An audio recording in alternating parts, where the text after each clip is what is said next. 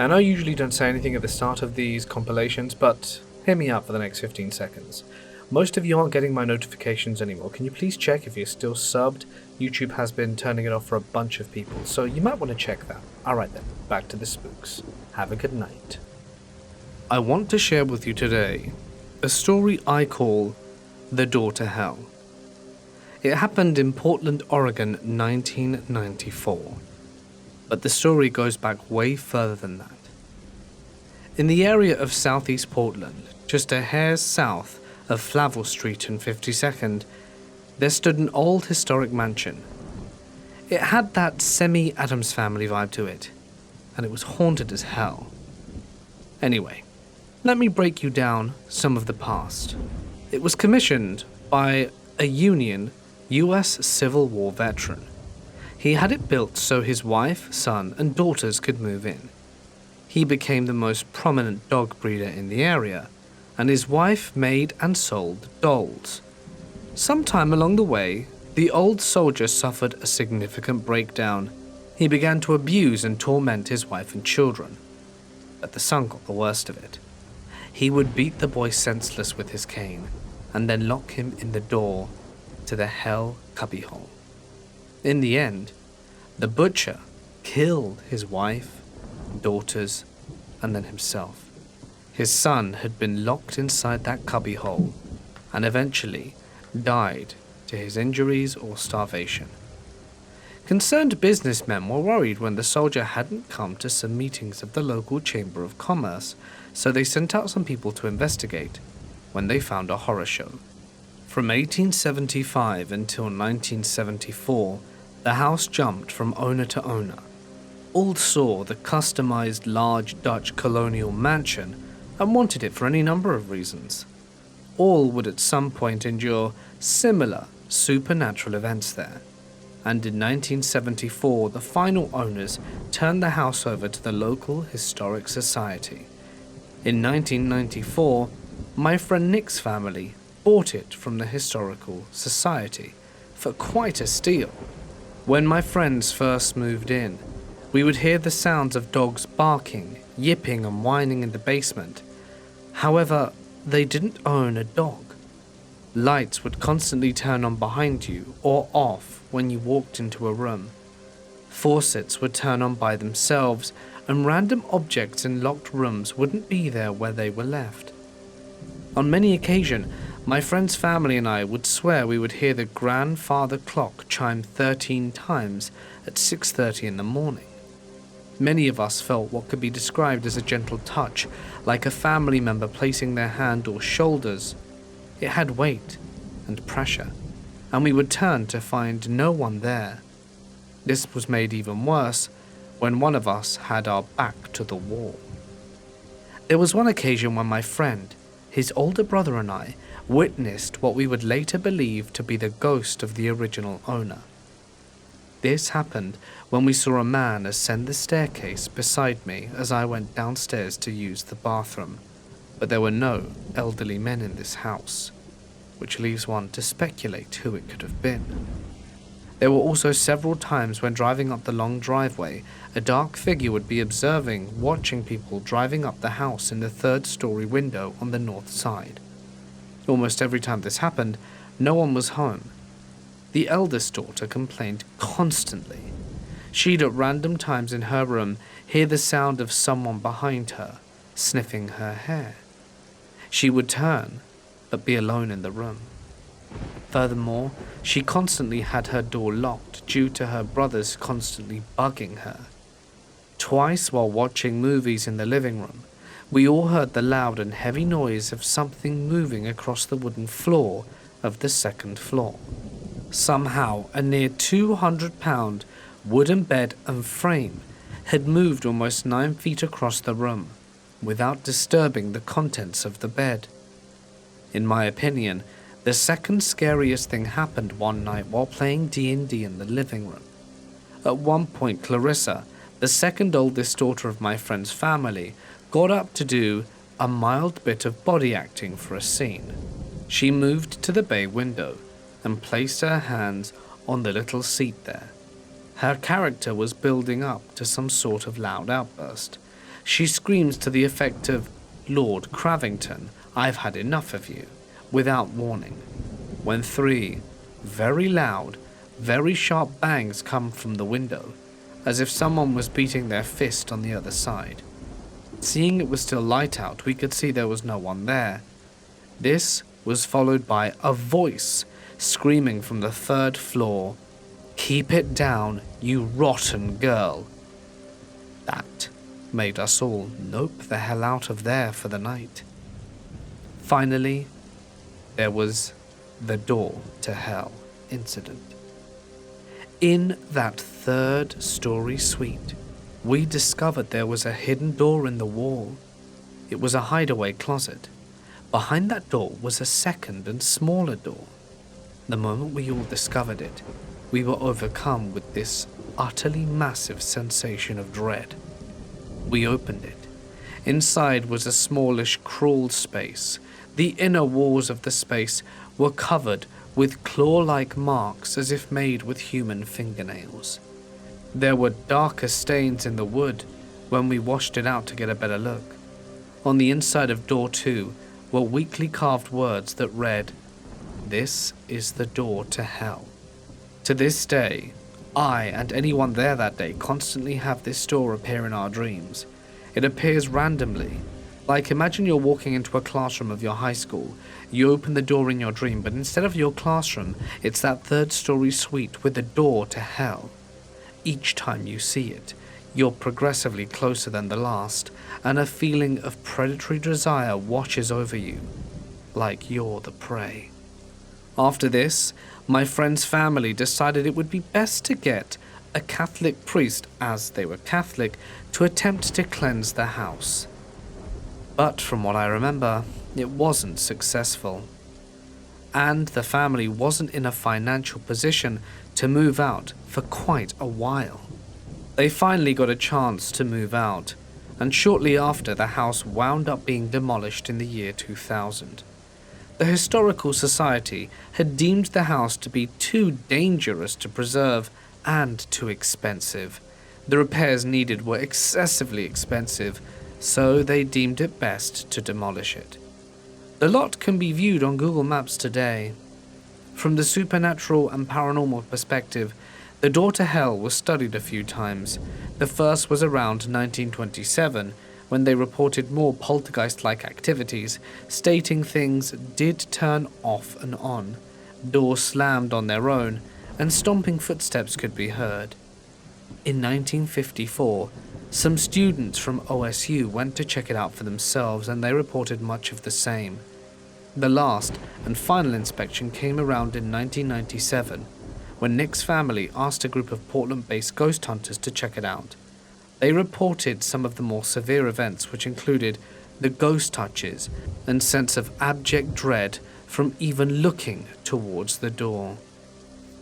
I'm glad it's no longer there, and feel great sorrow for the family who suffered at the hands of that crazed man in that tainted location.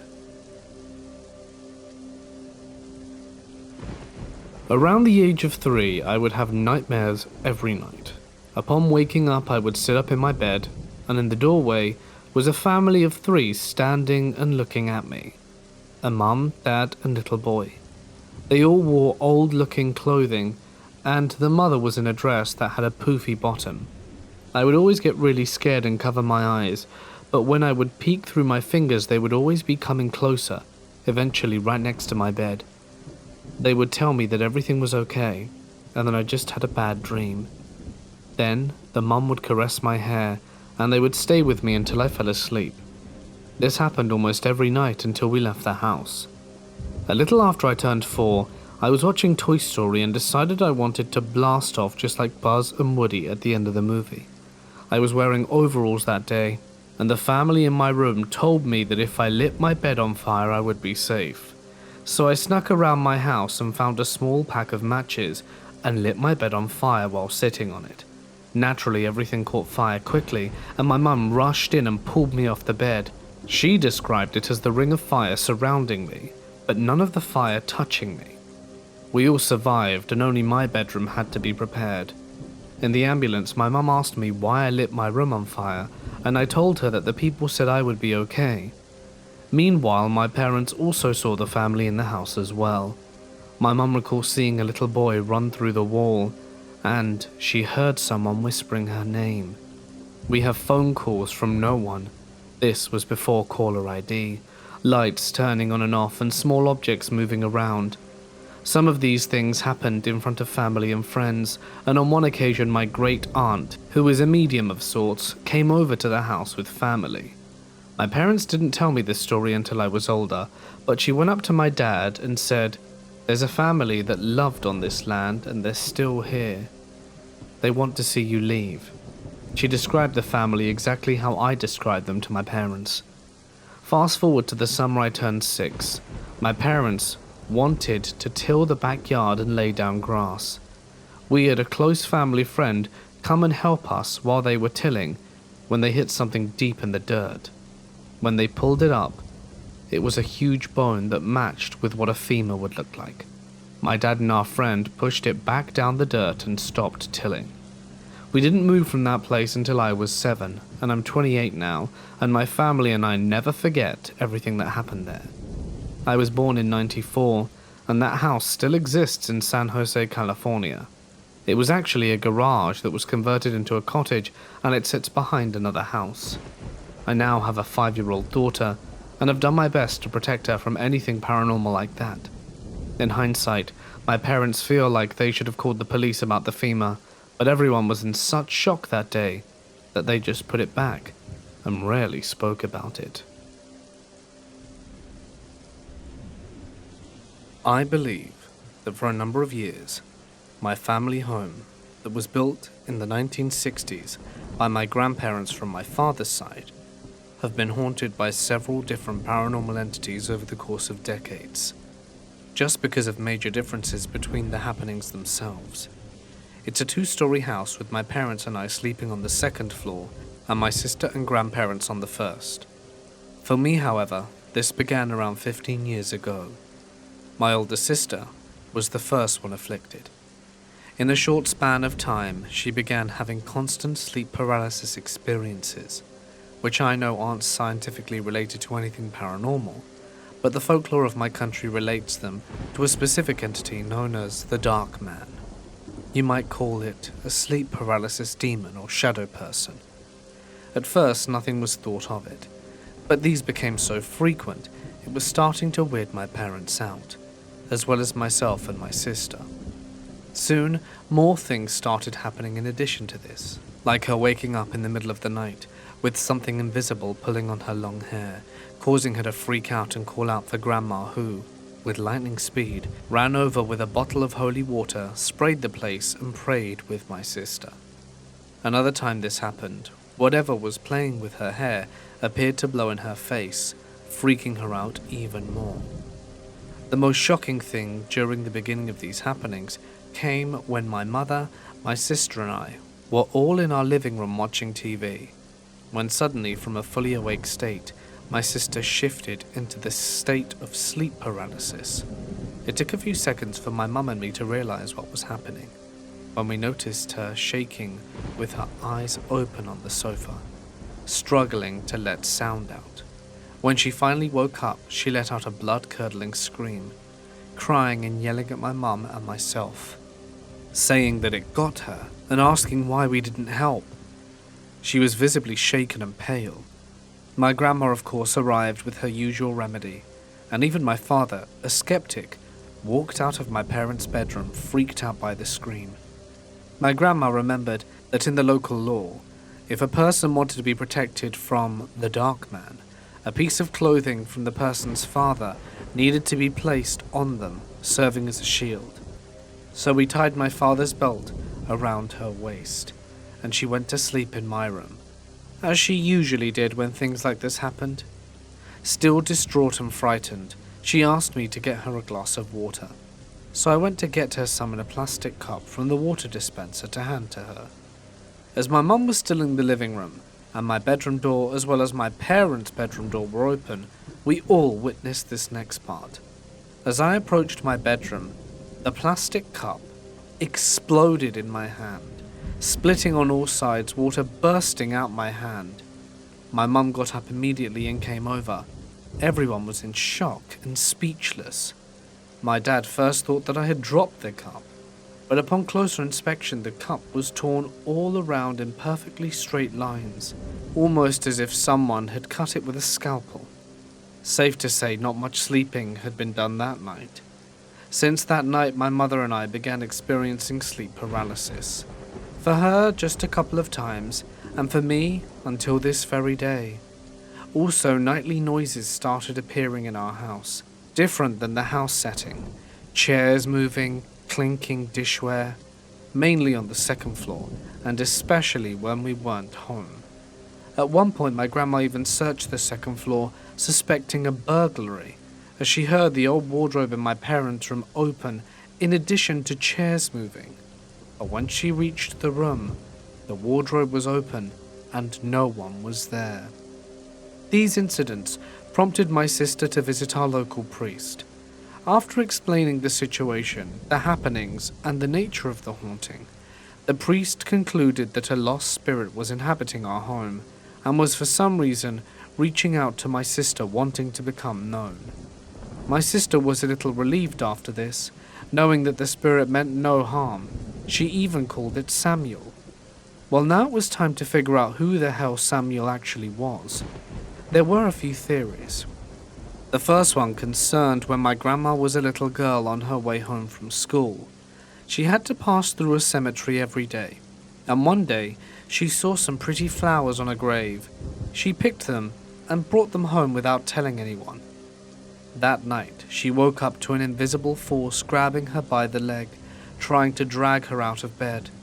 She felt as if she knew whatever was dragging her wanted those flowers back. She woke her parents up, and her mother said the same thing, and they discard or return the flowers the next morning. From that day on, she knew to never take anything from a graveyard again. It could have been that this entity remained attached to her and moved with her from her childhood home to our house when her grandpa built it. Since it was only a couple of houses next door, the second one was that the ghost was probably my grandma's father, my great-grandpa who I'd never met.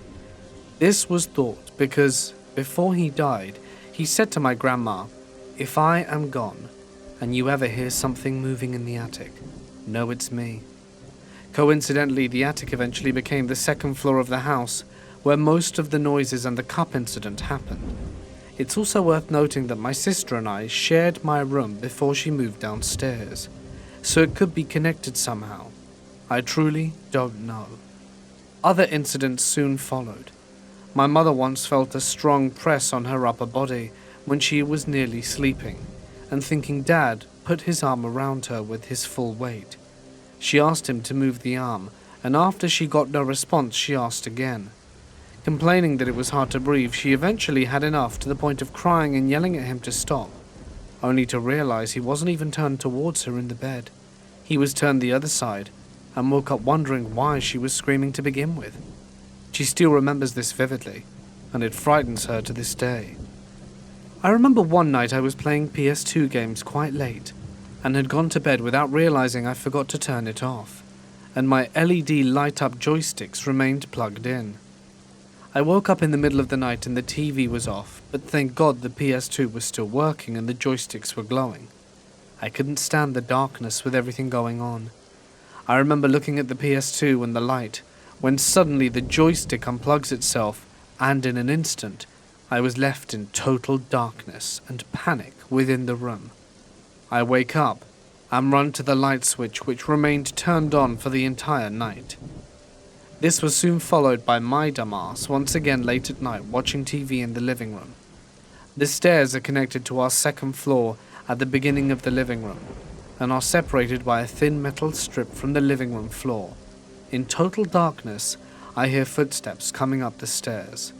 I yell out to my sister, believing she is going upstairs for a drink.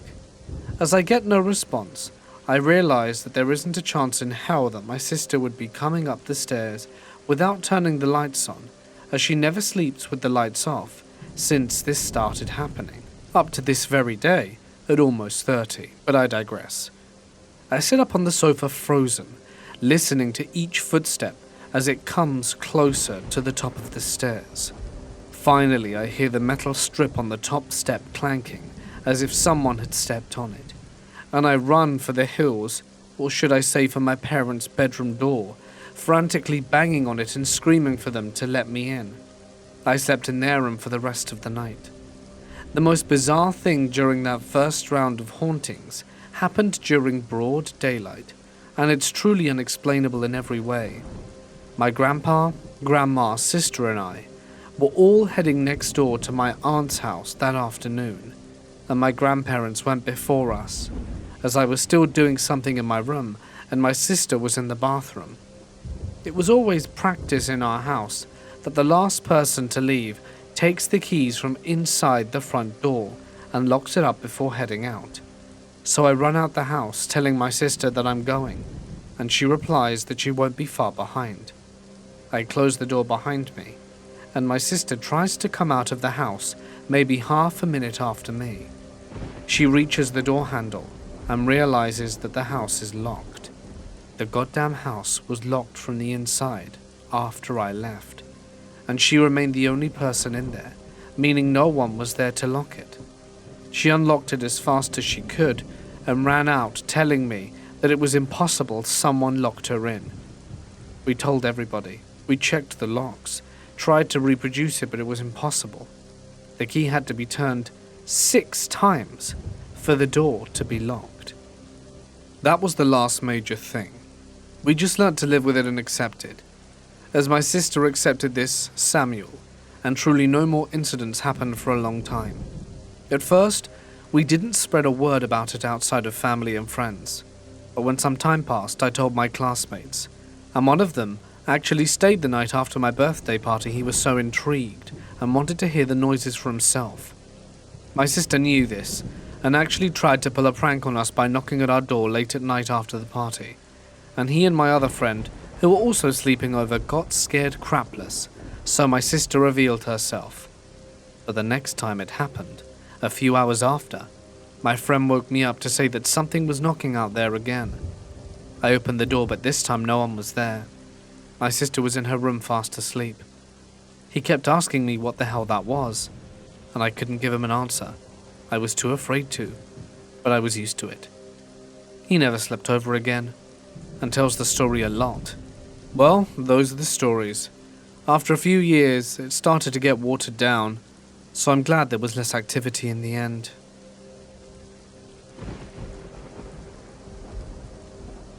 A major chunk of the population in my birth country believed in the paranormal and black magic, which is why it is believed that a large amount of ghosts and evil spirits reside there, because they are attracted to the community who believe in them and uses them. When I was around 6 years old, my family decided to rent a house to live in for a few months because of the renovations being done to our actual house. When my parents checked out the house, they found it odd. They just had a weird feeling about it, but they decided to rent it. When my dad received the keys, he looked around the house and locked all the doors and windows before he took me and my brother to see it. But when he went outside, he saw the balcony door on the top floor wide open and swinging in the wind. He thought, weird, but maybe he just forgot to close it, so he went back in and closed it. A few days later, my parents took me and my brother to go check it out and pick out our rooms.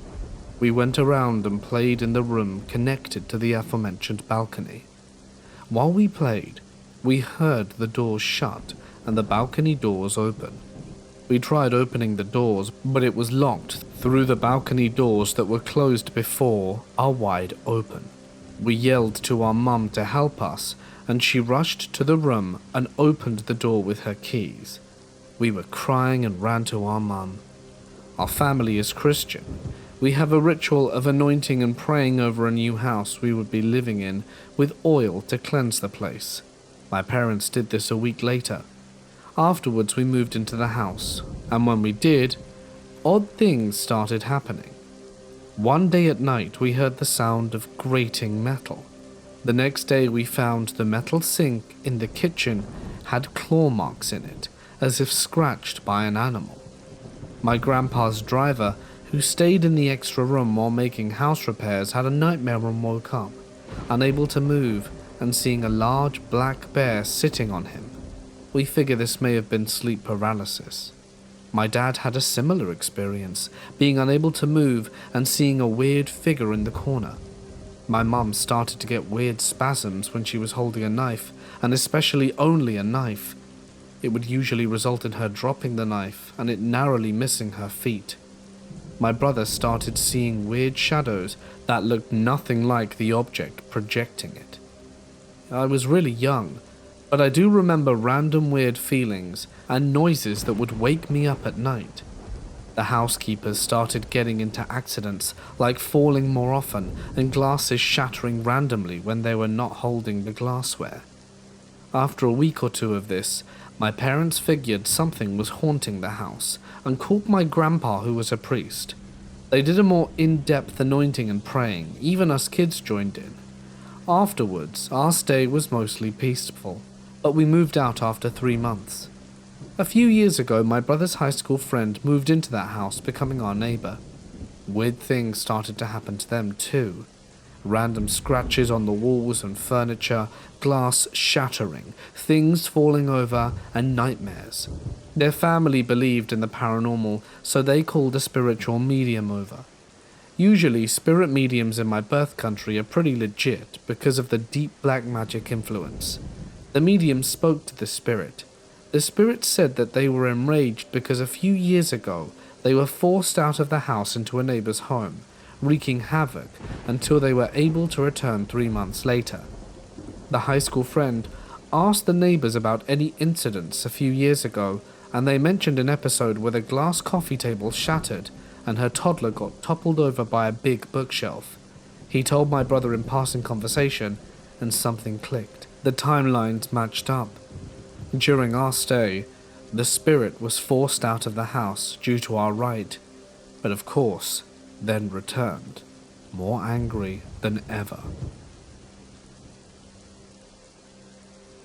My house was built in the 90s, and my family has lived in it upon its completion.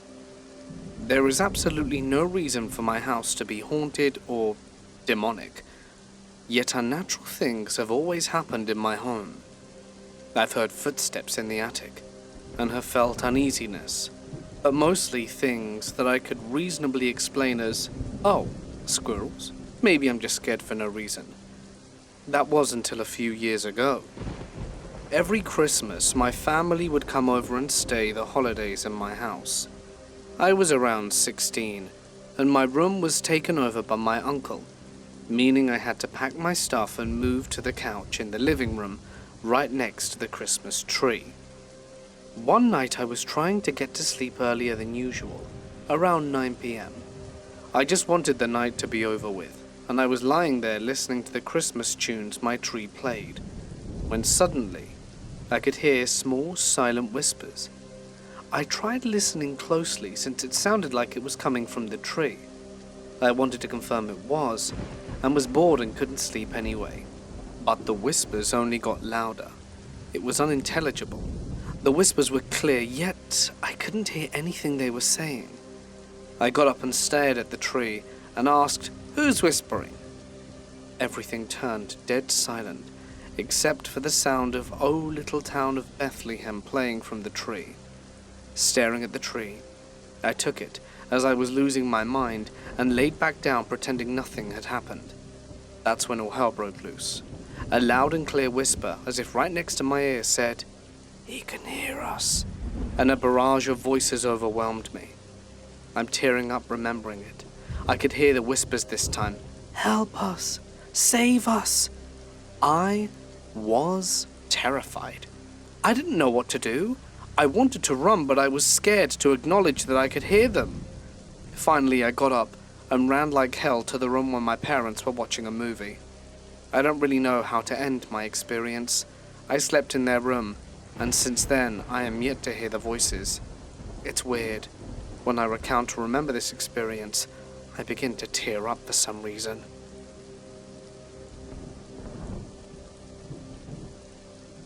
When I was 19, my best friend was diagnosed with stage 4 ovarian cancer. We knew her cancer was terminal, and she had a life expectancy of 5 years at most. Her and I would talk every now and then about passing on, and how even though I was healthy, I could always go before her in a car crash or some other way.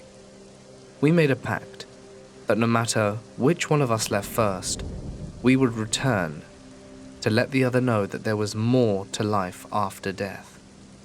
She eventually passed away from her illness at 22, leaving behind her husband and 3-year-old son.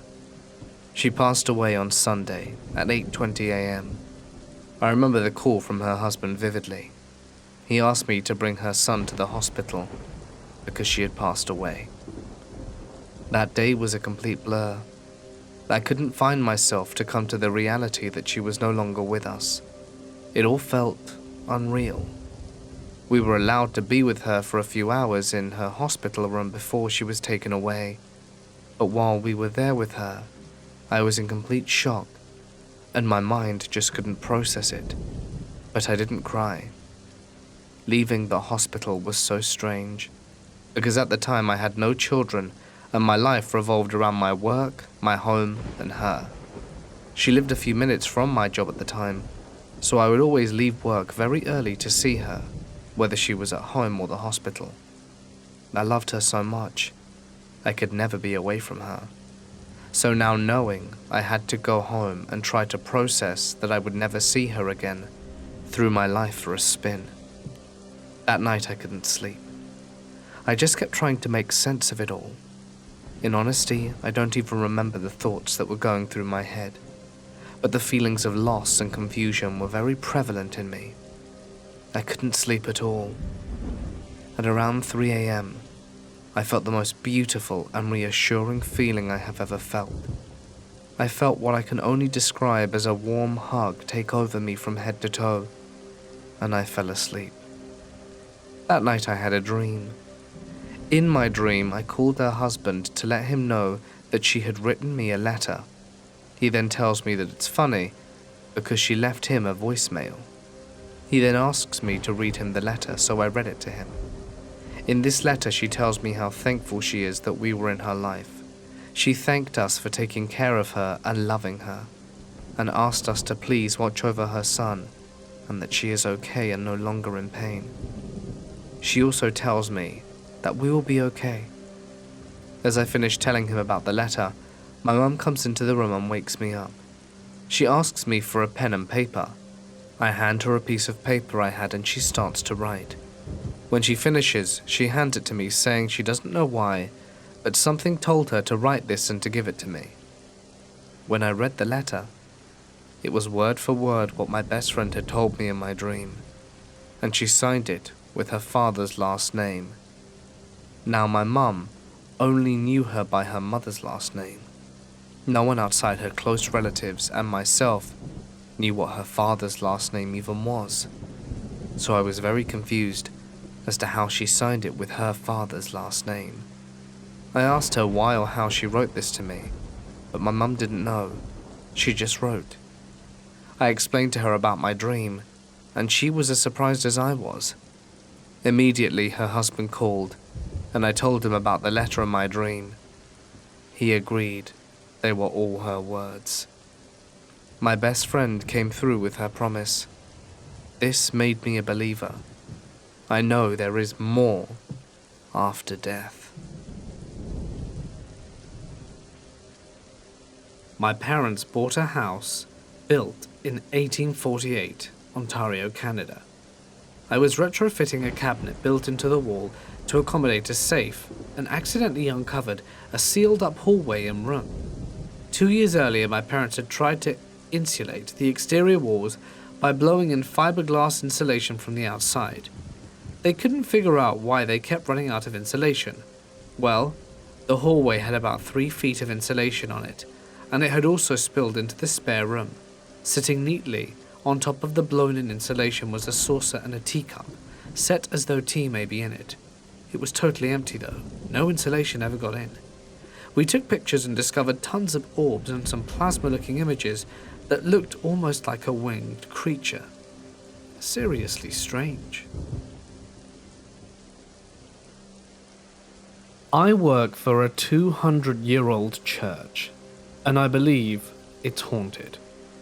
The church campus consists of the sanctuary, the office, the empty, decrepit house where the priests used to live that was later used as a meeting space until it was condemned, and a cemetery, with the oldest graves being those of the War of 1812 soldiers.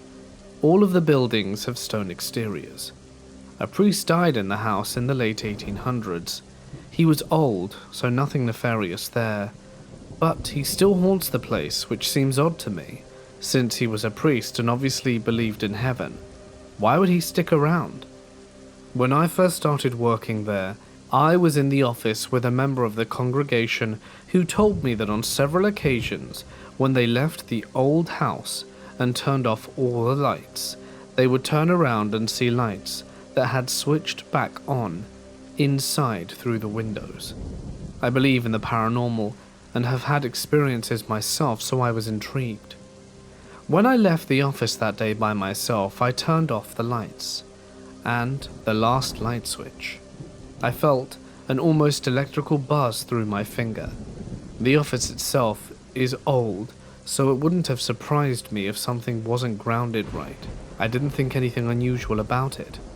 I went back to my desk to grab my things and lock the door, and the light switch I had turned off was on. Keep in mind, this was the same day as I found out about the priest. I've tried asking him again to show me any sign that he's there, but he's never done anything else in the 4 years I've been working there. I've seen flashes of light in the dark, windowless rooms. I'm not sure if it was paranoia, but I saw a man cross in front of my headlights and vanish. He had dark hair, wearing a white shirt. I once unlocked the deadbolt on the door to the church, and when I went to turn the knob to go inside, something turned it the opposite way in my hand. This was during the COVID lockdown, so there was definitely no one else inside. When I felt that pressure, I ran. I've seen motion detector lights outside turn on by themselves, and when I've jumped in front of them by waving my hand, they never come on. I've heard this one from my boss, who's a priest. The organist was practicing by themselves in the church when a pencil went flying across the room. My boss also told me that members have said they've seen the priest looking out of the windows of the house. The decrepit house is supposed to be torn down within the next year or two. I'm not sure how it will affect the priest who won't leave. Maybe he will finally find peace. I'm going to take you back to my college days. My roommates and I moved into this house that hadn't had any tenants in a few years. The first day when I was looking around, I could have sworn I saw someone in the attic but brushed it off. My roommate also mentioned the doorknob turned on its own when he went to grab it, but again, old house, we brushed it off. Things seemed normal for the first few days. The house was noisy, but we blamed it on being old. We did notice the 3 doors down the hallway always seemed to have a different configuration every time we came back, but 4 people lived there, and we continued to ignore the little things. The end of the first week, the people living on the attached house to ours called us. They were a bit spooked. They had told us everything on the walls had simultaneously fallen off. We helped them clean up and kind of talked it out. We had decided to stay as it was our first day alone in the apartment, and I was laying in my bed, staring at the closet door, wishing it was closed. For whatever reason, the door being open made me uncomfortable. Suddenly, it slammed shut. I just froze, looked around, and then audibly said, "Thanks?" I quickly packed up, and then went to my significant other's apartment. 2 weeks or so later, I came back. At that point, the energy was pretty bad. Not everyone was getting along, and our times coming and going, my significant other complained that it felt like someone was pushing them on the stairs. Apparently, several others had had this issue, so we called maintenance. Maintenance comes in and rips up the stairs, stabilizing them, then puts them back down. This changed nothing, but for whatever reason that night I decided I would stay. That night, I was laying in bed chatting with my roommate when our third roommate walked past. The moment they walked past the mirror on the closet, it bent back and slammed against the closet door. We were all spooked. So I got up and pulled on it trying to figure out what happened. Turns out it was bolted to the door. I get back into bed, incredibly spooked, when the fourth roommate walks past our door. The mirror rattled against the door. I get my things, get up, and tell my roommate and their significant others that I'm going to my significant other's apartment. They were both like, "You're gonna just leave us here?" I responded with, "Yep," and immediately bailed and never went back. It wasn't soon after, when the third and fourth roommate had their sorority over for a meeting, when smoke allegedly started pouring out of the light switch. Maintenance came and didn't find anything, but they complained it was a fire hazard, so the apartment company moved us into a new apartment, splitting up the group. I still to this day have no idea what was up with that house, but whatever it was, did not like us there. I've had some paranormal experiences as an adult, and have done some low-key investigating, but nothing compares to the weird experience I had in my grandparents' home in Virginia. They lived in a very old home with lots of bedrooms. We would visit every summer for a week or two. The attic was comprised of a few rooms and a bathroom. My grandparents also had a ton of antiques and odd items in these rooms. The house always put me on edge. I remember seeing a man sitting next to my bed in chains at night. On top of that, it felt like eyes were on you in many of the rooms. My mum recently reminded me, and I would be terrified to sleep at this house. It gives me chills just thinking about it. About 2 years ago, I had a quite nice and strange job as a companion and office manager to a countess who lived in a castle in the country. The castle was built in 1730 and was the residence of a very famous noble family. My dog would never enter the small chapel because of the polished marble floor, I guess, but run around the other parts of the castle very merrily. But in front of the chapel he would growl, raise his fur, and turn around. He spooked the tourists completely out with it every time. After about 3 weeks, I felt for the first time that I knew what haunted meant. Before that particular feeling, I'd never felt this before, anywhere else, before or after leaving the castle. It's very hard to describe. It came down on me in the dining room, when all of a sudden, it was like a heavy dark cloud spread over all, like a feeling of something jumping on your breast. It grew heavier, darker, and stronger the longer I stayed there. I could not bear to spend the night there anymore.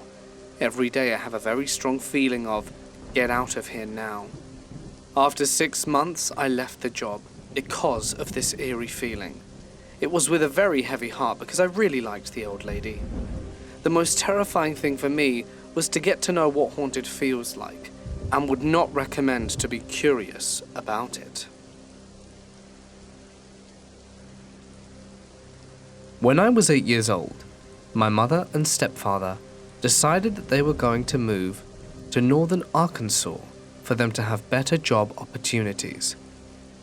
It just so happened that they chose to buy a house that was about an acre away through open fields from a late 1800s to early 1900s cemetery. There was an old abandoned hand-built church that stood on the property that was no longer in use, and me and some of the neighborhood kids used to go and play in there. Nothing unusual had ever happened or given me the spooks until my 9th birthday. My mum made me invite all of the girls in my class at school to my sleepover party, and after we were done doing presents and everything, she told all of us to go outside and play. So the first thing I wanted to do was take all of my friends over to the church house to show them around. One of the girls that was sort of a loner anyway left the group and went weaseling through the actual cemetery, which was something that my mum had told me never to do. So the girl and I wound up getting into an argument, and she decided to go stomping on the graves and be disrespectful to the dead. I went and tattled, of course, so my mum made us come inside as it was getting close to dark. We all got ready for bed, and we were getting settled down in my bedroom when all of a sudden the door slammed shut by itself, which freaked all of us out and made us scream. So my mum came barging through the door to see what happened and told us all to calm down, blamed it on the air conditioning, and said we needed to get laid down. After a few moments of her walking away, we all got nestled in, but hadn't turned the lights off yet, when the doors slammed shut by themselves again, and it started rattling and vibrating on its hinges. My mum came bursting through to see which one of us was causing the ruckus, but we all told her what happened again, and she still didn't believe us. So she shut off the light and left the door open. Mind you, I was deathly afraid of the dark, and since the other girls were there and couldn't sleep with a nightlight on, my mum wouldn't let me use mine. So when the door slammed shut a third time, and the room was once again thrown into complete darkness, I went absolutely berserk with sobs and panic. At that point, my mum was getting downright pissed off because she thought that it was us. She opened the door, pulled me out of bed, told the girls that they had better get quiet before she had to start calling parents, and she made me go to sleep on the couch in the pitch darkness while I cried into my pillow where no one could hear me. I had gotten used to this, since my mum always treated my night terrors with little to no empathy. The next thing I know, I feel something pull my covers down a little, so I get stiff as a board, and peeped my head up, just in time to see this black, hairy-looking fog thing slithering back down the couch towards another, bigger, black, hairy-looking fog thing that was connected to it, that was resting on top of the entertainment center. I was frozen in shock. At this point, I couldn't make a sound until this thing had gotten halfway across the living room and was almost to the couch. Then I finally let out a blood-curdling screech. My stepdad finally came in this time, and when he flipped on the lights, the fog thing vanished. I was hyperventilating, so he told me to come and get into bed with them. I finally calmed down, went to sleep, and everything was fine for the rest of the night. Fast forward to the next night, everyone had gone home and it was back to the normal routine, so that I could get ready for school the next day. When I laid down, I felt like something was watching me, so I insisted that my mum let me use my nightlight, but she wouldn't budge on the issue, and finally agreed to leave the hallway light on with my door cracked instead. I did my little whimpering like usual, until I was finally drifting off, and saw this fog thing coming towards me again, but I was too tired to wake myself back up. The dream that I had that night was one of the scariest things I've ever dreamt of in my life, and it became a reoccurring dream for the next few months. I always woke up in a sweat and jolting myself from my bed to run to my parents' room. One night where the dream finally ended with me being ripped to shreds by these three little demon-looking things, which hadn't happened any of the other nights, I never had that dream again. But I also have only had a handful of dreams ever since.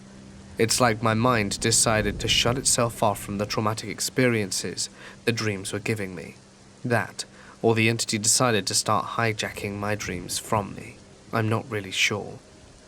My belongings apport and reappear in the most random, obvious places, specifically keys, not just mine but others as well. There are always weird noises in every house that I move to. People that I live with have witnessed it. I've got pictures of it too. It throws things sometimes when it wants my attention, and it gets stronger the longer I live in one place. It's like if I move to a new house, it weakens the entity for a while, but it always manages to gain strength as it gets comfortable. It never really has done anything to harm me or anyone else per se, but it's always lurking, making its existence known, and gives everyone in my house the creeps.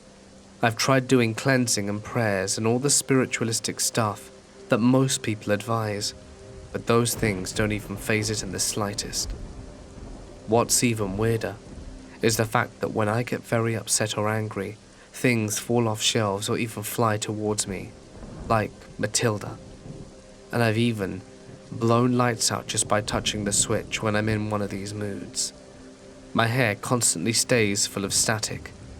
So much so that I literally have to use spray that you can iron your clothes with to keep my hair from sticking to my face. And orbs are starting to make themselves visible on a regular basis inside my home. Is it possible that something is manifesting by the suppression of my fears or something? The spiritual energy on my property is so intense I literally don't know how to explain it to people without sounding like I've lost all my marbles. I've done plenty of research over the years into possibilities, but have come up empty-handed every single time. Any information or insight would be appreciated more than you can understand. My fiancée at the time, now wife, worked at this naturopathic medical clinic in an old farmhouse converted to a doctor's office. The house was built in 1890, or close to that. Big place, full basement. The upstairs attic space was converted into a 2-bedroom apartment that she ended up renting from her boss. Now the place was known to all the staff to be haunted, though no one told me about it. After the fact, I heard all about seeing a little girl at the top of the old stairs all the time. The stairs were now capped, and what used to be the attic prior to it being the apartment. Even without that, the place had some creepy vibes. In the basement is the original 6-foot wide, hand-dug well. Something super off about it. Even more creepy is there is a tunnel that goes from the basement to an old outbuilding about 30 meters away. Right under the yard and all. Bad vibes down there all round. She and I each had dogs, and at this place and nowhere else they would avoid the kitchen and especially the pantry. When I say avoid, we fed them in the kitchen and they would strafe the walls, eat as fast as they could and then leave immediately. Normally my dog is right there in the kitchen, hoping to eat some people food, but not here. At night, every night between about midnight and 3 a.m, it would smell like a combination of burning garbage and rot. If you went outside, the smell would fade within about 10 feet of the structure. Electrical would fail in different parts of the place randomly, then mysteriously return. No breakers or anything tripped, or during an outage either. So my wife gets into an argument with her boss, who now expects her to be a full-time daycare provider for her toddler instead of a medical reception. They argue, she quits, and the doctor says he wants her out by the end of the month. My wife says she will be gone by the end of the week. The end of the week was like 3 days, so she packed up for 2 days and I rented a U-Haul, and Friday evening she, my buddy and I started loading the truck. I eventually sent her to my place to crash, and as she had to work her second job early in the morning, that left me and my buddy to finish moving. It was either full moon or close to. I doubt it has anything to do with this, but what happened was very strange. It was one of those nights where the moon was so bright it left shadows on everything, which is fairly rare and very cool when it happens. Around midnight we took a break and sat on the floor of the now vacant living room. The door outside was on the opposite wall from us, and there were 2 skinny windows on either side of the door, when something caught my eye, and I looked at the window in time to see a light move across it. I didn't say or do anything. My buddy all of a sudden says, "Did you see that?" I asked him what, and he says he saw a light go by in the right window. Outside the door is a deck, with stairs going down, but directly across from the door are windows in a huge hedge. No way light came from there. So I say I saw it too, and let him know it was a reflection. I tell him to not freak out. He freaks the hell out anyway. We go back to moving stuff and he doesn't stop acting triggered over it. I tell him to ignore it or it'll get worse, as I lived in a mildly haunted place for a year as a kid, and know reacting is the wrong thing to do. He's on edge, and so far I'm as calm as a clam. My buddy freaks out and says he saw some old woman standing in the pantry as we're walking back inside. I didn't see anything. Still, he's really starting to lose it. Like at this point he's reluctant to even go back inside. We walk back down the steps and smoke a cigarette. He looks down at the ground and exclaims, "There is this little stump from a tree that someone cut down at some point, and it's literally oozing sap out of slow rivulets. The weirdest thing I've ever seen at the time. They are reflecting really well in the moonlight. We go back inside and we're almost done. I check the bedroom. All that's left in her daughter's room is a dresser and a Furby.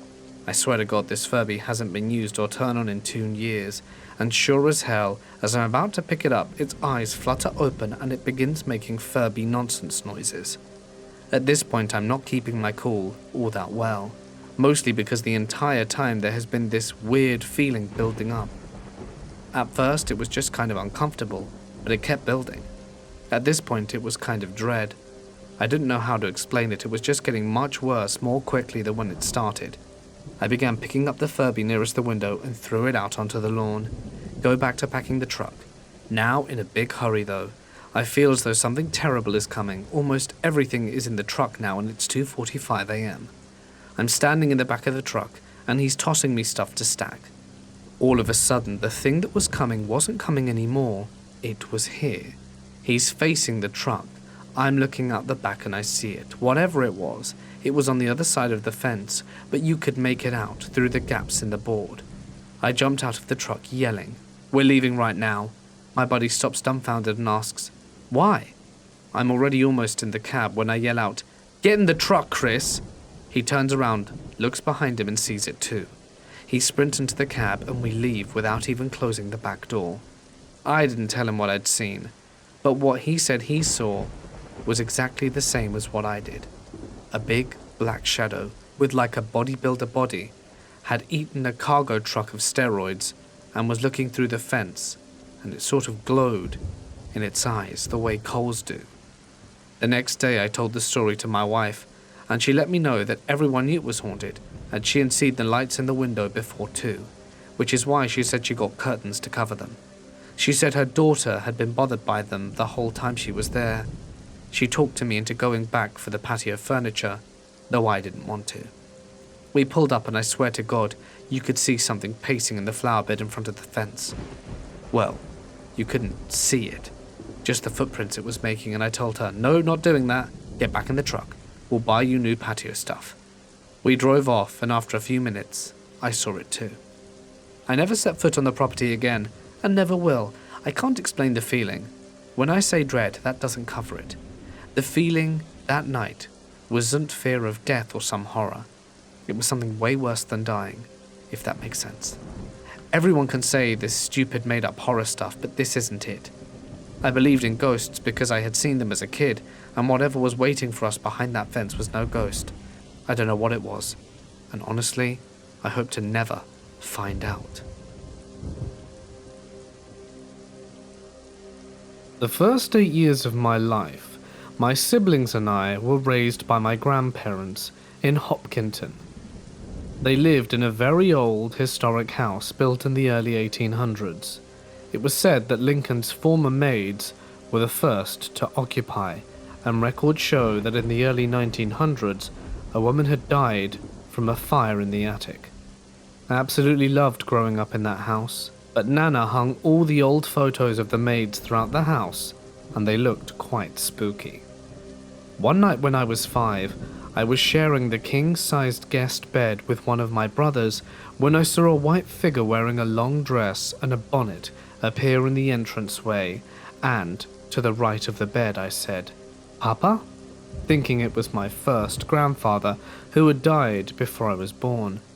The figure slowly moved over to the bed and folded over the blanket and sheets as one might do when stripping the bed, exposing my torso to the cold draft.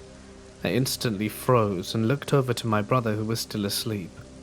I watched the phantom exit through the door and closed my eyes, terrified. I had a really intense flashback of visiting Florida when I was 2, but cognitive memory does not really allow for memories to stick from this age. In the morning I told my Nana and she laughed, stating I was being silly. I was so upset because I knew I'd had the experience. Years later at Thanksgiving, I overheard my grandmother telling one of my cousin's boyfriends that the house was indeed haunted, and the photo of the maid who died always fell off the wall when she would hang it in any room other than the kitchen. She also saw laundry being folded mid-air in the same guest room twice.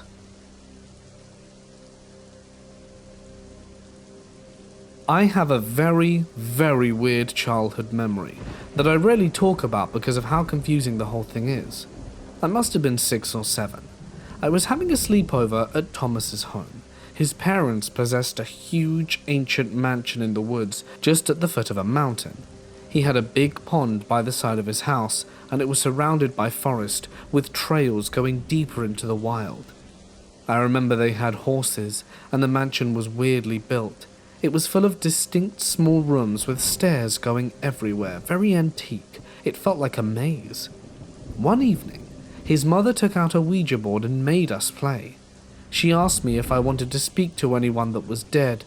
I was lucky enough that I had only experienced the death of my gecko, Leo, a lizard. We didn't have any answers and played a little longer. I don't recollect what happened after. It's the day after that still puzzles me. I remember it was daylight. Thomas and me were playing with little soldiers on the floor in a particularly antique room when something frightened us. I cannot recall what exactly it was, but I remember it coming from a set of stairs going up that were very dark. We both stopped playing and looked up, feeling that something is very wrong at this instant. Then something violent happened. A book or an object was thrown at us. Thomas got up and ran like crazy. I tried to follow him, but I initially froze, so I lost him quickly.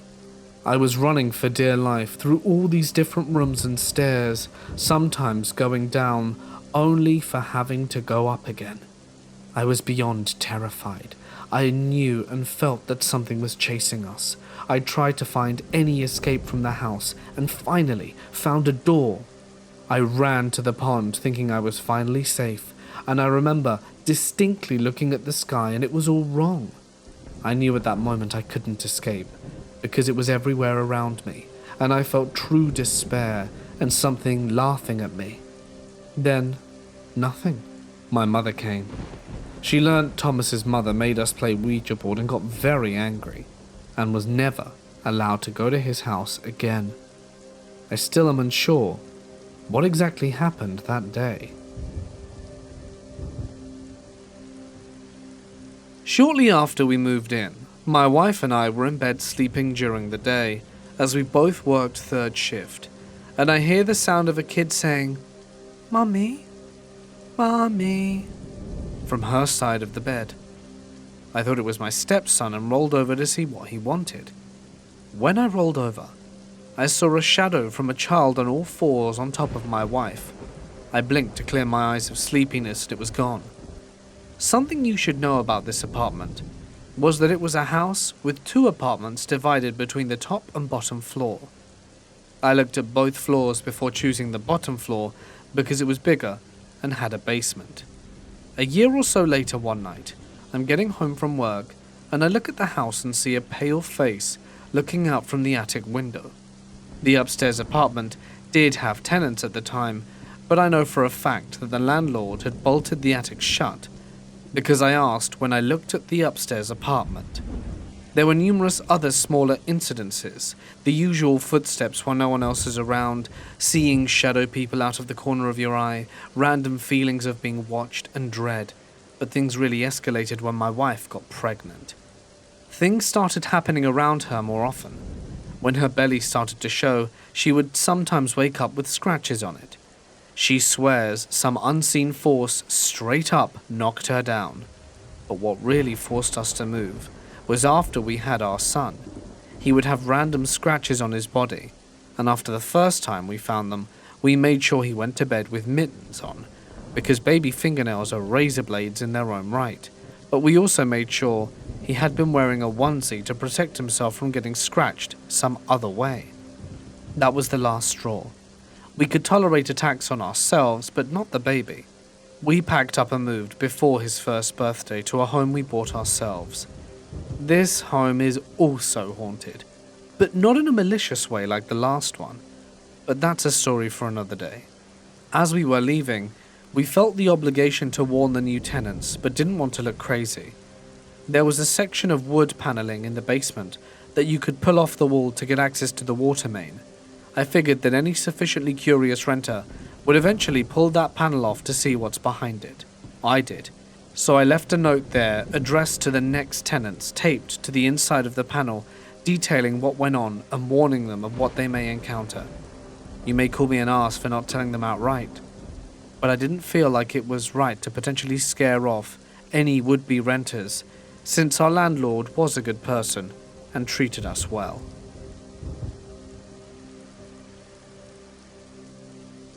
My house was haunted growing up. Lights would turn on when no one was there, televisions would turn on downstairs, and the volume would get turned up all the way during the horror murder scenes. Doors would pop open into the middle of the night and then slam. Friends would come over not knowing any of these details and start to feel the presence and freak out.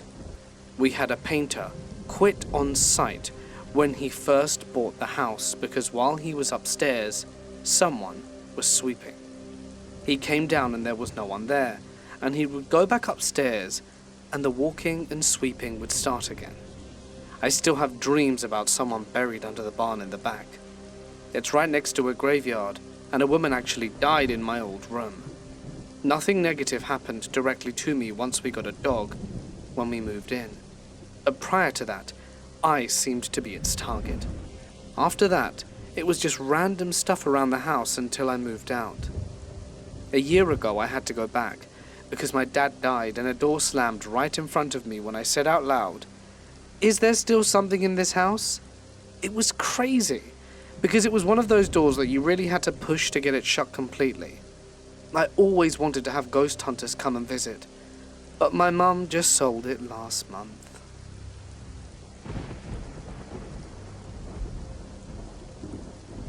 This happened when I was 8 years old. I woke up one night to go to the bathroom when I heard my mother argue in her bedroom.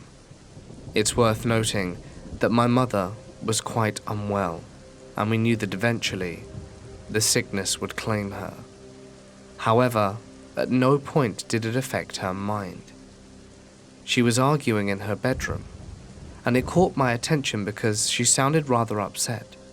"No, I don't want to go," she kept on saying in an angry tone.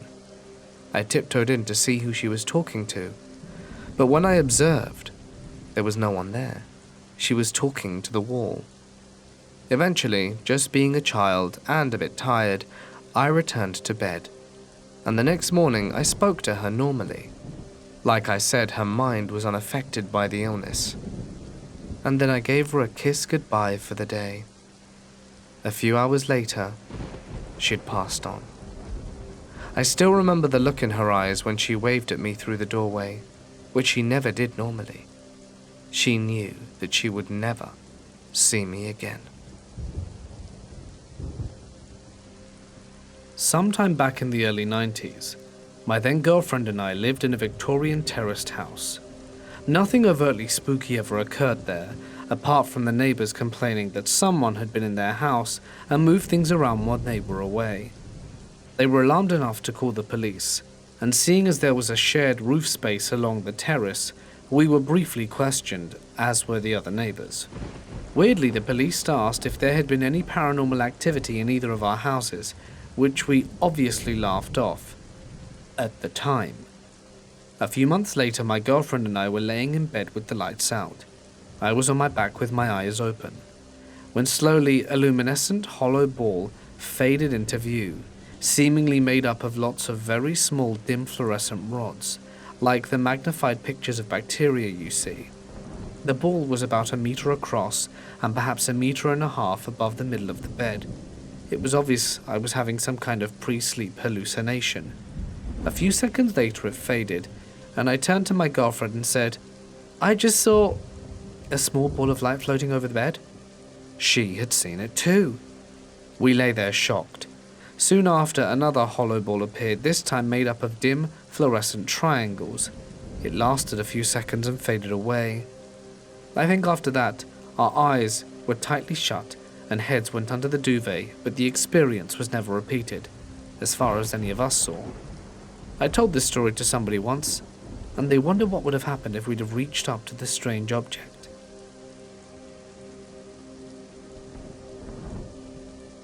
I was a latchkey kid. I used to pick up the mail on my way home from school, and our bedrooms were lined up in a hallway. I used to play mailman and put the mail under the doors. I would put the mail just a little bit under the door, and something from the other side would pull the mail in. I don't remember why I started doing this, but I did it for a few years until we moved. We used to hear footsteps and running when we were downstairs. We would also hear what sounded like someone bouncing a ball. My brother once told me there was a little boy who was killed by a car who was up there. I was pretty young and didn't know why my brother thought that. I would never sleep in the upstairs rooms and would always be afraid when it was dark. The only bathroom we had was up there, so at night I would always run back downstairs because I always thought someone was behind me. I believe I played mailman with a ghost.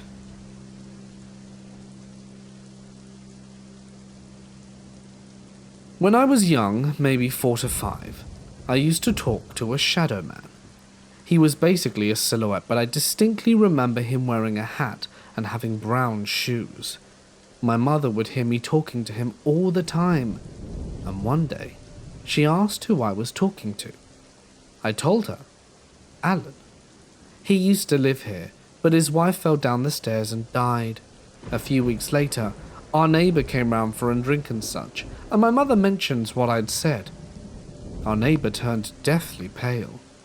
Apparently the previous owners had been a really old couple, and the woman had in fact fallen down the stairs and died. This weirded out my mother, but I didn't really care. I already knew that. The fact that I heard this from an apparition didn't even cross my mind. I also learnt a while later that my grandfather used to say, "Never trust a man who wears brown shoes." Anyway, as I grew up, those stairs remained a focal point of my life in that house. Our toilet overlooked the stairs, and as I got older, I got more and more unnerved going to the toilet at night. Obviously it was dark, but those stairs seemed to harbour an unnatural darkness, almost like they led into an unfathomable void of pure black. It got to the point where I couldn't even look down them when I was going to the toilet, and the light from the toilet didn't help. It always felt like something was down there, watching and waiting. One of our dogs used to lie on the 4th step and basically squeeze his head through the banister. The other one slept at the base of the stairs. Those 2 dogs eventually bred and had a litter. The runt of the litter was particularly weak and was the one we decided to keep. Our dog did not like the runt. She once took her up the stairs and attempted to throw it down. My father stopped her, thankfully. A few years later, I got up and went downstairs to go get breakfast, and saw our old dog at the bottom of the stairs, a pool of blood around her mouth and her tongue sticking out. After that day, her child became unhinged.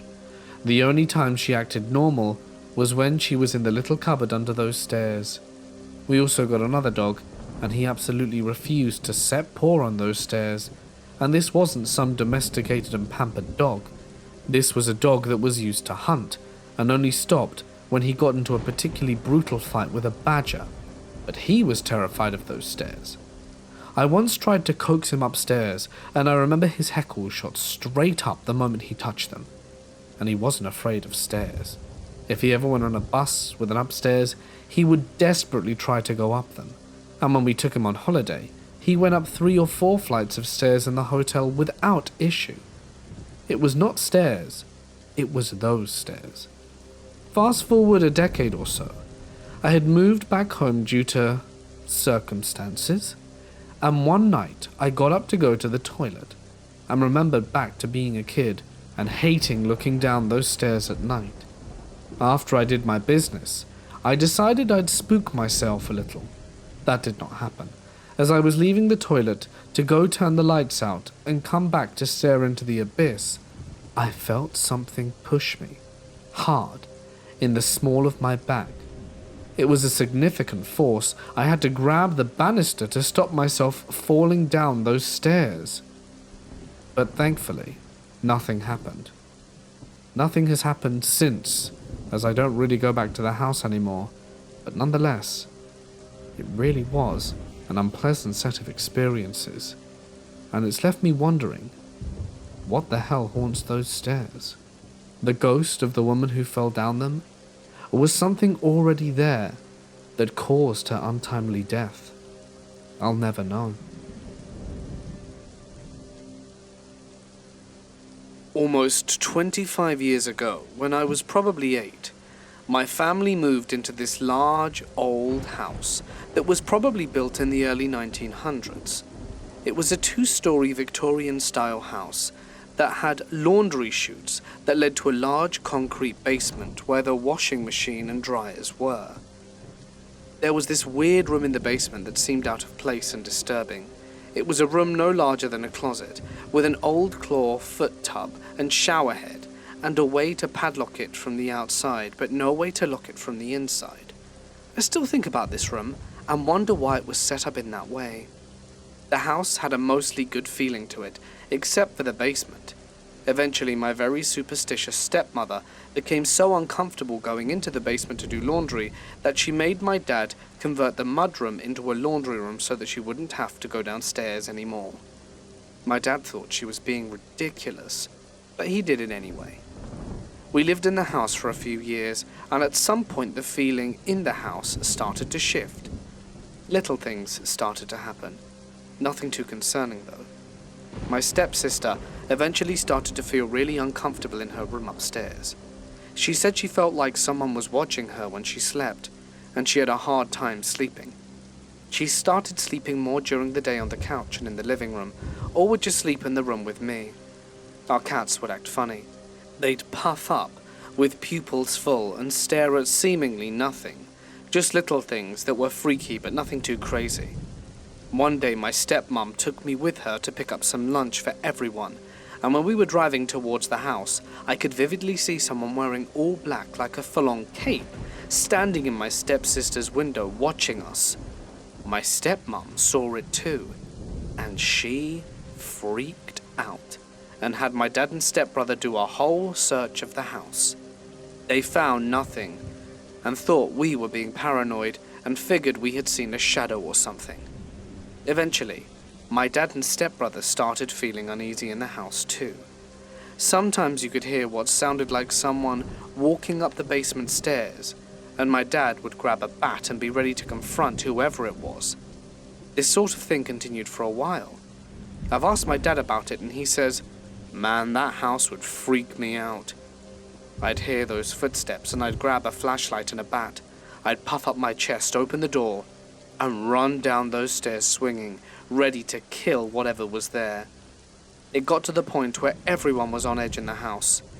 The final straw of us moving was when my stepbrother went to open a window in his upstairs room, and both of his arms went straight through the window. The last time I talked to him was a few years ago, but even then, he still swears someone pushed him, despite being the only person upstairs. He had to be rushed to the emergency room, where they had to remove huge shards of glass from his arms and stitched him back up. He has very gnarly scars from it. We moved from that house, and eventually the old lady that owned it sold it. I don't think she could keep tenants for very long, but that was just me speculating. Where the house sat is now a car dealership. Supposedly the house itself was moved from the property and is still somewhere in the town I live in. I've never seen it though, and have no interest in finding it. It happened back in 2008. I was a junior in high school hanging out with an old girlfriend of mine and her friend at my house, while the rest of my family flew out to Washington to visit family the previous night. The night was any typical teenager hangout.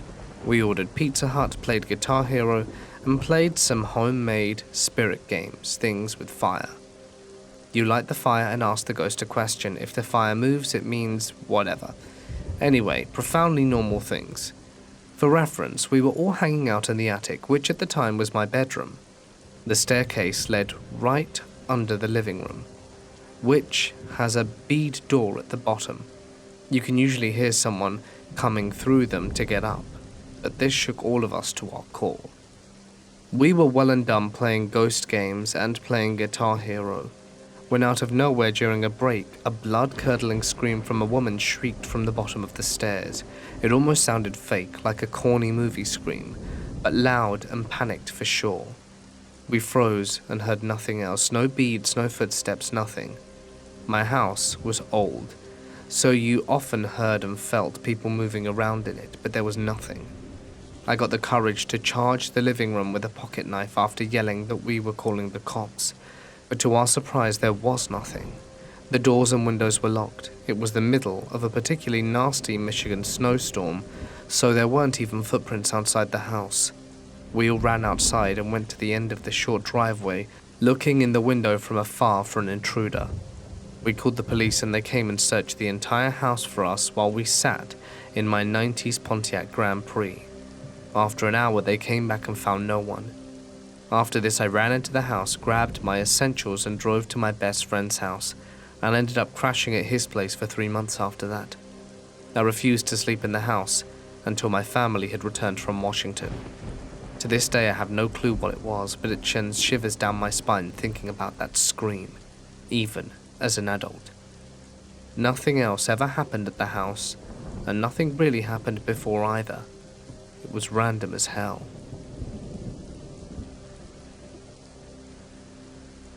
I used to live in a haunted house. It was a few hundred years old, and in a village that was much older. The oldest house there was built in the 1400s. I was around 5 or 6, and we moved out when I was 11. In the first year, I was an extension of the house. My bedroom was over next door's kitchen, if that makes sense, and my bedroom door was fine, on the hinges, but kept being pushed open. It couldn't physically open without the handle being pushed down, so there was no explanation as to how this happened. I switched rooms, so me and my sister were in the room over our house. Mirrors would flip out of desks, and other things would fall over randomly with no explanation as to how. Footsteps would be heard from upstairs, and there was always a weird atmosphere too, like you knew something was there. If my whole family didn't experience the same thing, then I wouldn't have believed it. We always heard the name Walter being said. In primary school, one of my friend's granddads used to live in our village growing up. He asked which house we lived in, and when he said, "Oh, that was Walter's house." That kind of set in stone for us that something was seriously up. Although it never hurt us, I think it was just having fun. My younger sister made claims of a woman who played with her teddies when she was around 2, and my mum saw a young boy sitting on our steps, and she definitely wouldn't make that up. The atmosphere was pretty scary. When a house is haunted, and I go in, I can feel it now, if that makes sense. I had an imaginary friend, and I didn't realize until I was older that he was imaginary. He was an elderly man in overalls who would hold full conversations with me and did his best to keep a small, stubborn girl child out of trouble. His name was George, and he was very kind and grandfatherly, which was nice since I had no relationship with one grandpa and the other lived 2,000 miles away. I was a little more creeped out when I was older and found out about the stories of the family ghost that had attached himself to our family long before I was born, when my parents moved into his house after his passing. The old farmer guy was called George, that followed the family after they moved and through multiple moves. My mum swears he's still hanging around her sometimes, and it's been almost 50 years since they'd lived in that house. Other than being a bit mischievous, George seemed to be an okay guy. There was a story about a hideous green suit my dad had. He loved it, everyone hated it. That every time he tried to wear it out somewhere, it would disappear and reappear on the bed when he and Mum returned from whatever event it was. My siblings were very young at the time, and Mum was with him the entire time, so someone else had put it there when they were gone. He likes playing with new technology too. When microwaves started becoming a popular thing and Dad got one for us, it had a habit of opening and closing on its own. There were the massive old ones with the doors that you had to really apply force in order to open, so it wasn't just doing its own thing. I remember that whenever I was alone, or about to do something stupid, he was always there speaking to me and keeping me company. From what I understand of Farmer George, his family had moved away, and they were never really close. So when he passed, maybe he just liked around being our family instead. No one ever tried to get rid of him, so he just stuck around all these years. And in a way, I'm glad he did. We used to spend summer at my grandma's with all the cousins from different places, different ages. Only 2 of them lived there. When I was 10, the adults were acting weird when we got there, very secretive. I even remember the neighbors coming to ask. A few days later, my grandma comes with a priest. He surrounds my aunt's house with salt, holy water and whatnot, only to find out that my little cousin Georgina, 4 at the time, used to wake up every night at 3 a.m. screaming like crazy, in a weird different voice as an older male, and it had been going on for a few months. The previous night, she was sleeping at the wall side of the bed with her sister and an older cousin who woke up around 3 a.m. and found her in a trance combing her hair. Her hair was all in thin braids, so it didn't make much sense, but what was weirder was that she put a comb at the top of the cabinet across the room that evening, and there was absolutely no way for my little cousin to reach it, nor there was absolutely no evidence that she crossed the bed on top of them to even try. They say it must have been the old man who they brought the house from, with the condition to let him live there with them until he passed away, which he did the previous year. He loved her very much. She never remembered any of it.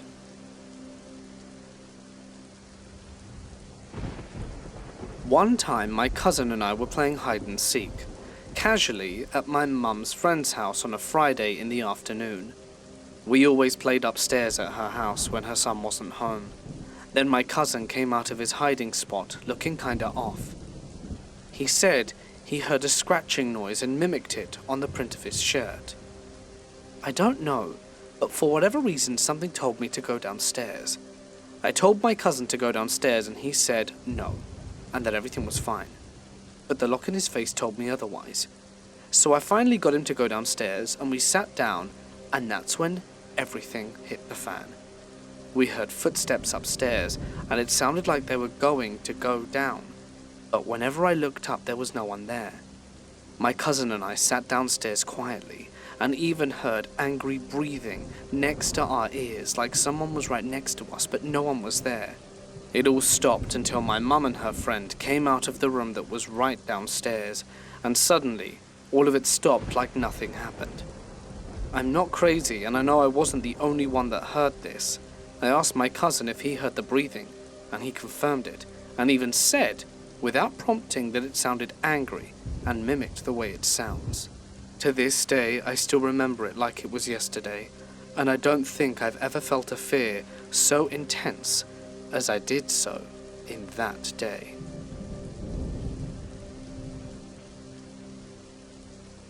My first experience was working in a haunted hotel. I was taking pictures on the 12th floor attic area when I got the sensation that I should not be doing that. As I walked down the stairs, a little voice in the back of my head told me to be careful. Later that day, I was pulling a big laundry cart through a doorway when somehow my little finger got caught between it and the doorframe. I had to wear a splint for a few weeks. I apologized to whatever it was and took care not to record videos or pictures. The second time was a little more my fault and I paid for it.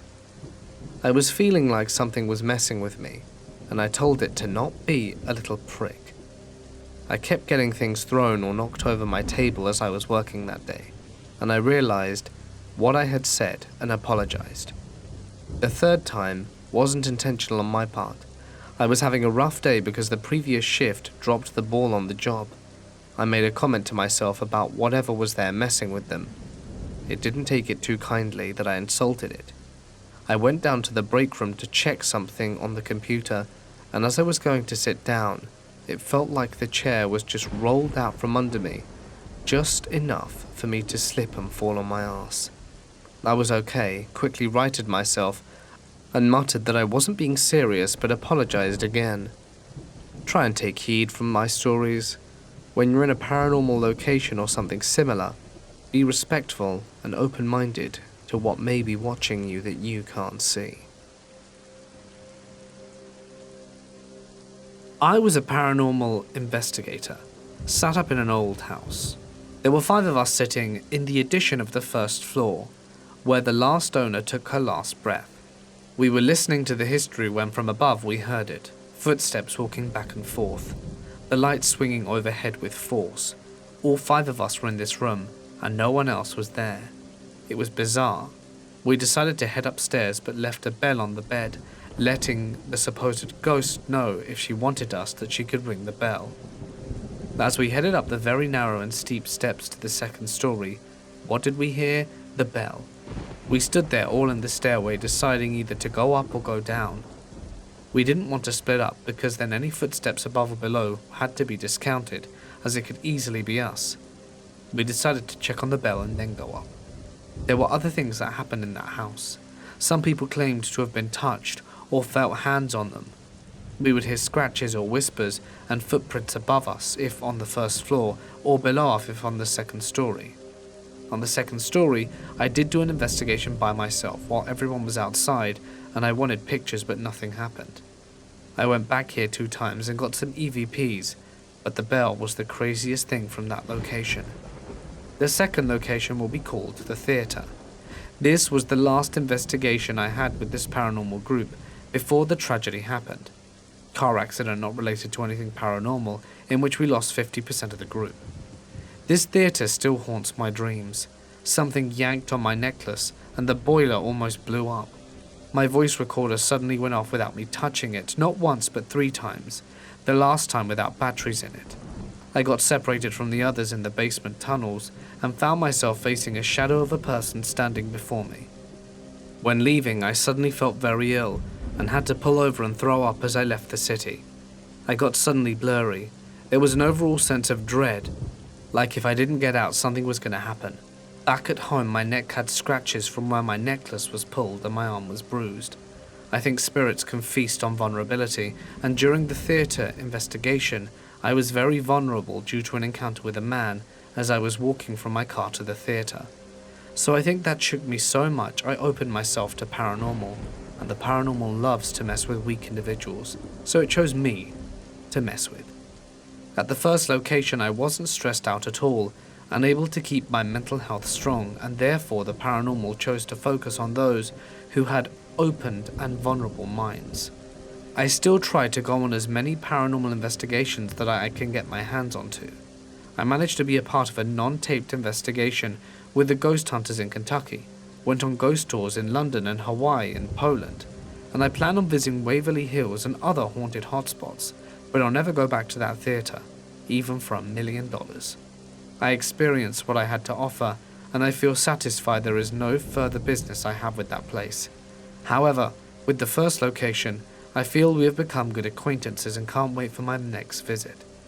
I feel like I haven't experienced anything that place has to offer, so until I do, I don't mind dropping in and saying hi.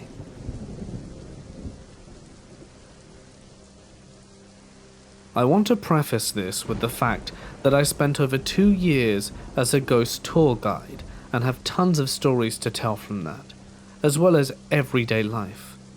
My mum's side of the family has been open to the paranormal since my great-grandmother, as far as I'm aware, when she and her husband found a burial ground on the property where they built the family home. My dad's side is not open at all, to the point where he loudly and proudly exclaims to me he won't believe until something scratches, abducts, or otherwise pokes and prods at him.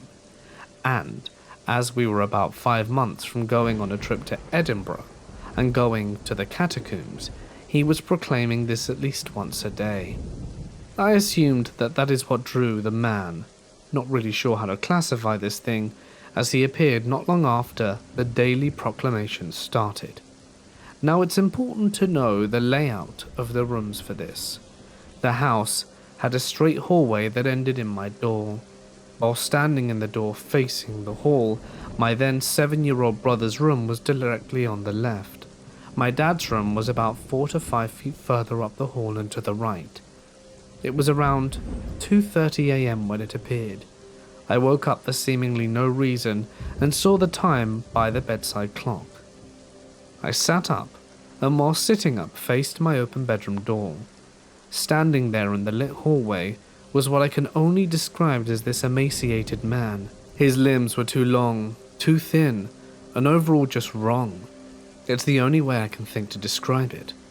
I remember looking at him frozen and thinking that he looked like a jungle cat, crouched on those two long limbs.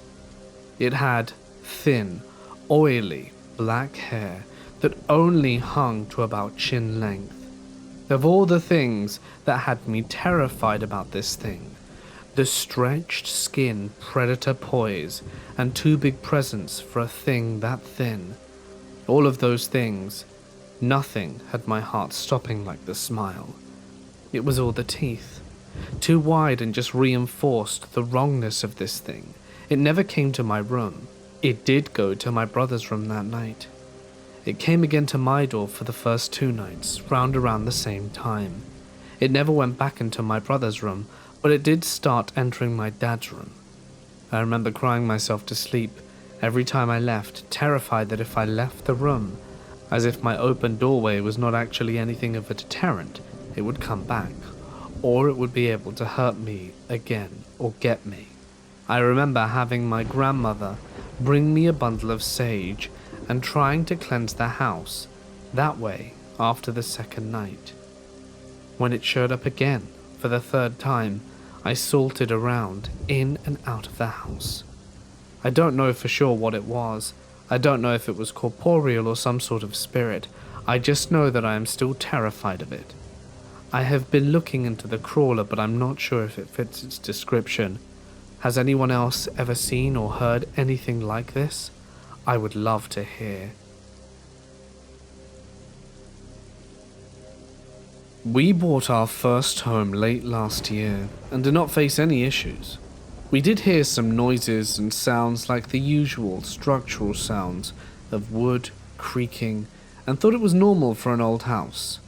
Ours is 2002. The previous owners lived for 2 years and sold it and moved away as their company transferred them, and the once before lived there since it was built. Lately we have started hearing things. Like tonight, I heard some music like the ringtones of an old Nokia phone. First I thought it was my washing machine making the sound, but nobody turned on the machine, so it couldn't have been that. I called my husband from across the hall to see if he could see it, but he was fast asleep. Well, 2 nights ago, while I was putting my baby to sleep, my husband came to ask me if I was doing the dishes in the kitchen. I said no. He said he clearly heard someone moving around the kitchen doing stuff and thought it must have been me. Well, that was strange. A week ago, I was by myself with my baby and my dog ran towards the garage door barking at something or someone. I turned on the light, but there was nothing there. A few hours later, we both heard the same sound again in the garage and checked to find nothing. My husband had the similar incident during the other, when he heard the sound in the garage and didn't find any source upon checking on it. The scariest of all? I was on a video call with my mum, and I kid you not, she asked who the other man in the house wearing a hat was. I told her, please don't scare me, I'm all alone, that's just Buddy, my dog, and the baby.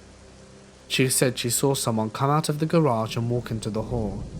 The same day, after a few more minutes, my pet dog, Buddy, growled at the garage door again. I also heard footsteps one night, walking towards the bathroom when I was there, and thought it was my husband, and I walked out to find him sleeping.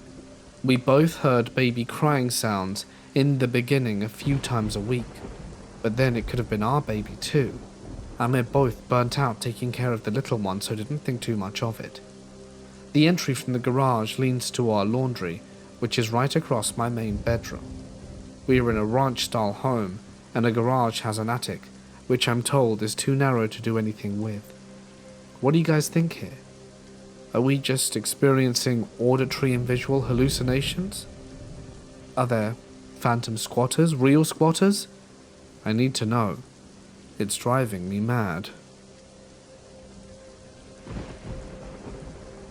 My grandfather, who I have always called Pawpaw, moved into a lake house in the US.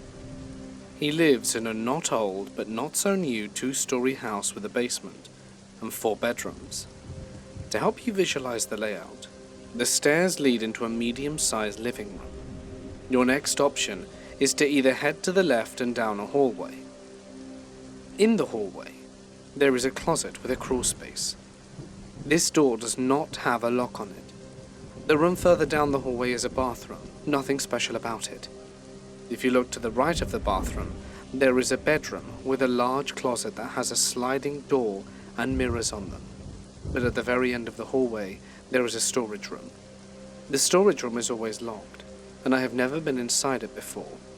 Now, if we backtrack into the living room, there are only 2 doors left downstairs. One is to a small bedroom with no windows or a closet. On the other side of the wall behind it is another storage room. Walking into the next door, you'll find a play area for the grandkids. He put in a hockey table along with a ping pong table.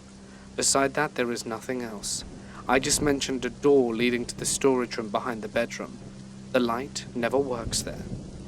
So my pawpaw's house had creeped me up since the beginning. It wasn't that the house looked bad or was in poor condition. It was that my brain had set itself into fight or flight mode when I entered it. I told myself to quit being such a wuss and explore the house. I brushed it off as being nervous. It was a new house in a new city after all, and it was much further from his original house in the woods. A good 2 hours probably.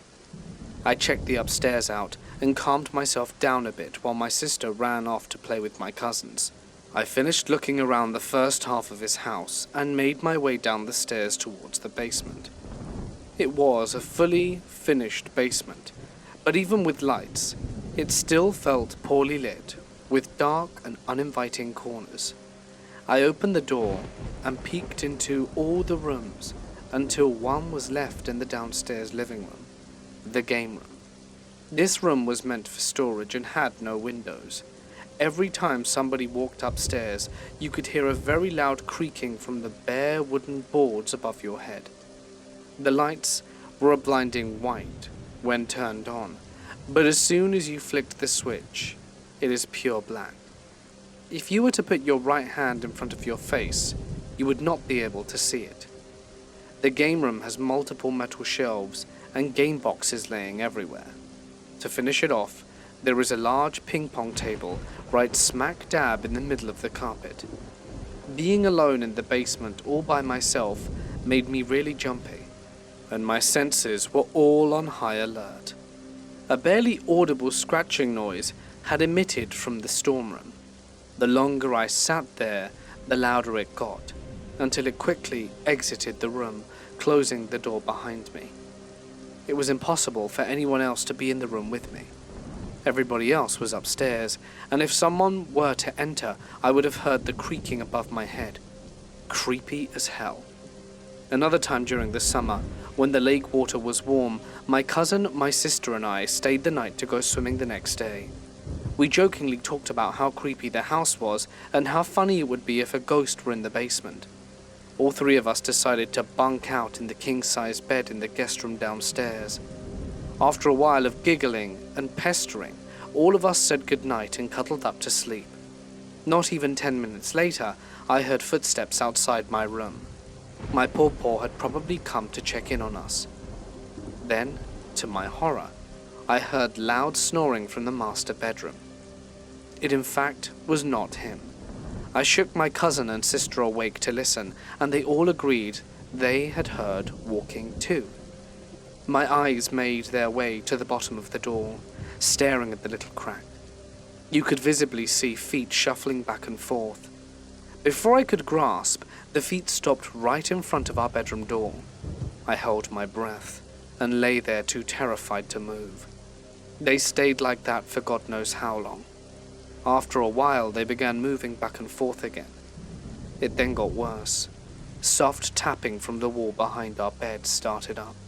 It was like somebody on the opposite side of the wall was flicking their knuckles against the thin plaster that separated the bedroom from the storm room. All of us hid under our covers and didn't say a word, eventually all passing out from exhaustion. In the morning, while sitting at breakfast, I questioned my pawpaw about last night. He told me he had not gotten up to check on us at all that night, and had actually turned that TV off upstairs and went straight to bed. All of us kids glanced at each other, saying nothing, and continued to shove syrupy pancakes into our cheeks. The very last time I had ever experienced something strange in his house was during late summer, with my sister and multiple other cousins. There were around 6 of us. All of us wanted to play hide and seek in his large house, and as the eldest, I was seeking first. One by one, I found all of my cousins. The only person left was my sister. All of my cousins agreed to help me search for her around the house. I tried to look in the closet again in the basement, but it was glued shut. In frustration, I began rattling it to try and pry the door open. I couldn't remember if it had a lock or not. I loudly knocked on the door and ordered my sister to come out since we had found her. After 20 seconds of silence, I tried again, but now I was becoming pissed off. All 4 cousins joined in on helping me open the door, but it wouldn't budge. Making our way upstairs to ask Pawpaw to open the door, my sister jumped out behind a vase and scared us all. I angrily asked her why she locked the door to the closet, and she gave me a confused look. She informed me she had no clue what I was talking about, and that she had been in her current hiding spot the whole time. She laughed as she bragged about us walking past her at least 5 different times, but stopped after watching the color drain from all our faces when she understood what happened. Every time we stay over at my pawpaw's, we always bring up stories and talk about them. All of my cousins believe his basement, if not his whole house, is haunted. What do you think? When I was 14 to 15, I came home a little tipsy. My room was on the top floor of our house, and I went straight to bed. While lying down, I heard someone trying to get someone's attention. The sound was, psst, psst. We've been living here for the longest time, but I remember there were stories of maids being murdered by the previous owners before, but everyone thought it was just old wives' tales, so I really didn't pay too much heed to it. I tried to ignore it, and realized it's getting a little louder. Since I was a little inebriated, I found the courage to call out, "If you're really a ghost, then prove it." I then felt a slap inside my right thigh, which made me immediately sit up straight. I stood up and reached for the light, and looked inside my room, but no one was there. I pulled down my pants and noticed a red, welt-shaped hand forming, with the fingers pointing towards my gonads, so the slap seemed like it was made by someone sitting at the end of the bed. Needless to say, I bunked with my brother for a few months after that. I have this friend, who her and her mum are very witchy-like. Her mum is one scary woman. They had this extremely big and old expensive house. I went and stayed with them one summer, when I was about 17. We get there and the house is wonderful. They are bringing us through all the rooms and get to one place where they tell us to never open. Fast forward a week, no one's gone in. But all the bathrooms in the house are being used, except for the one that's in this room. So I think nothing of it. Go into the bathroom and take a leak. Now when I tell you I felt this absolutely chilling thing grab my shoulder, it was big. It felt like fingers down the front of my chest, while it's sitting on my shoulder. I freeze, and after what seemed like forever, I heard my name. Clicked back to reality, finished my business and walked out. I found out I was there for over 40 minutes. Fast forward a few more days and I go and stand in the pool at around 11:30 at night. I'm standing in the pool with my phone. When it happens, something grabs my shoulder and I freeze. I drop my phone straight in the water and apparently stood there for over 2 hours until someone found me. To this day, being nearly 30, I still, to this day, experience this strange sensation about twice a year. But I don't lose hours this time, merely minutes, and I still find it creepy. My passion for the paranormal started over 20 years ago. I was just a teenager, and my stepdad had died of cancer. I lived in a different state, and didn't get a chance to say goodbye. I went over to my sister's house to watch my nephew. It was his nap time. So I placed him in his crib and walked down the hall to the living room. From the couch, I could see him in his room. I was really tired and decided I would take a nap while he was taking one. I was in that half-awake state, and I kept hearing him jumping up and down in his crib and laughing. I was so tired, but I sat up and said, "Please go to sleep for Auntie," as I lay my head back down. I was almost asleep, and heard a grown man whistling really loud. It was quite a quick tune, but it was loud. My nephew was staring at something and laughing. I completely panicked and froze in fear, as I thought someone had broken in. I ran down the hall to protect my nephew, but there was no one else in the room. I ran outside until a friend could come over. When I made it back to the house and made sure no one was there, I started to explain the details to my friend. I took my nephew back to his room and changed his diaper, and as I was changing him, he pointed toward the closet and said, "Papa."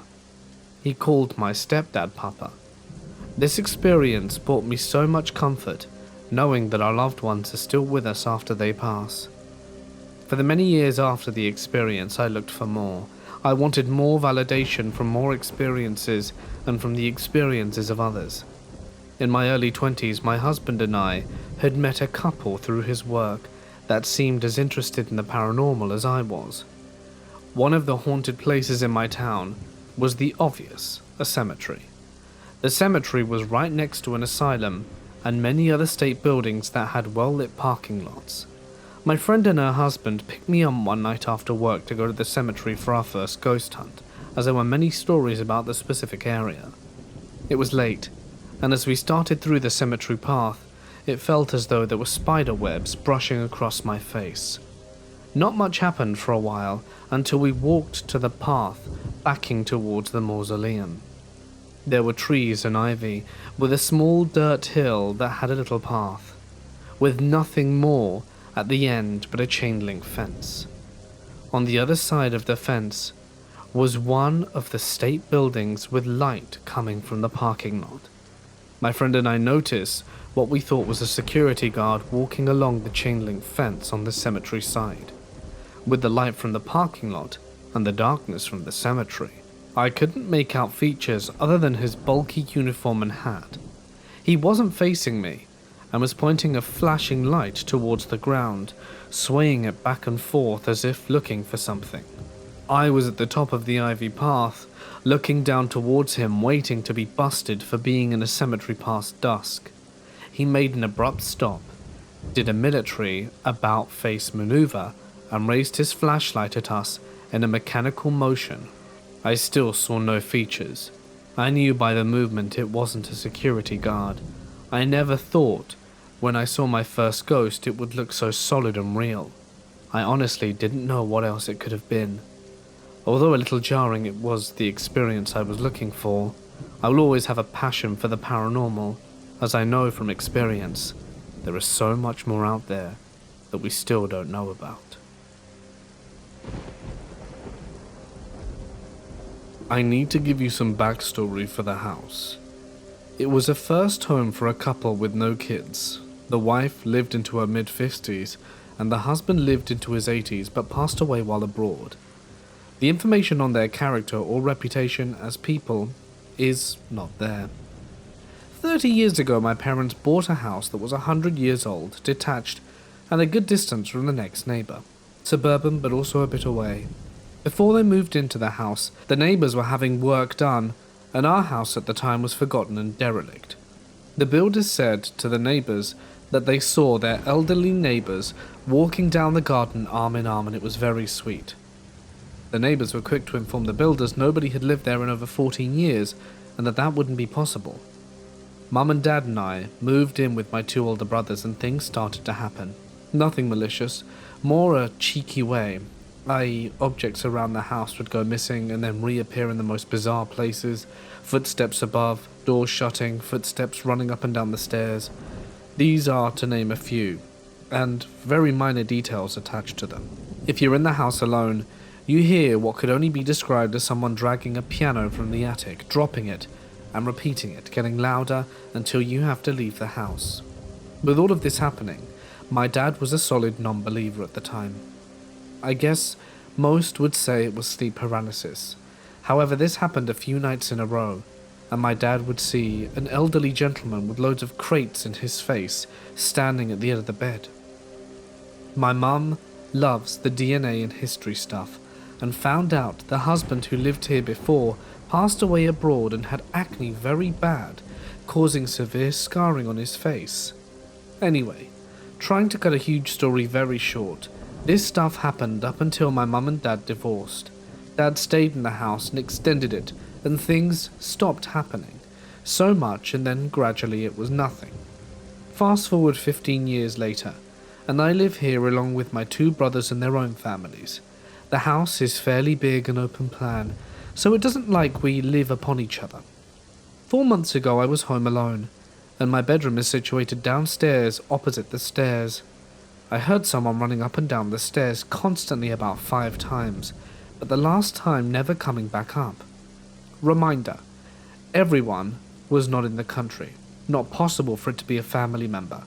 Since then, everyone is experiencing the slamming of doors, the dragging sounds and large footsteps. We had my sister-in-law's brother stay over during Christmas, and now the house is open planned, and we don't want to be spooking him, so we don't tell him about the recent creepy noises. 2 nights he stayed.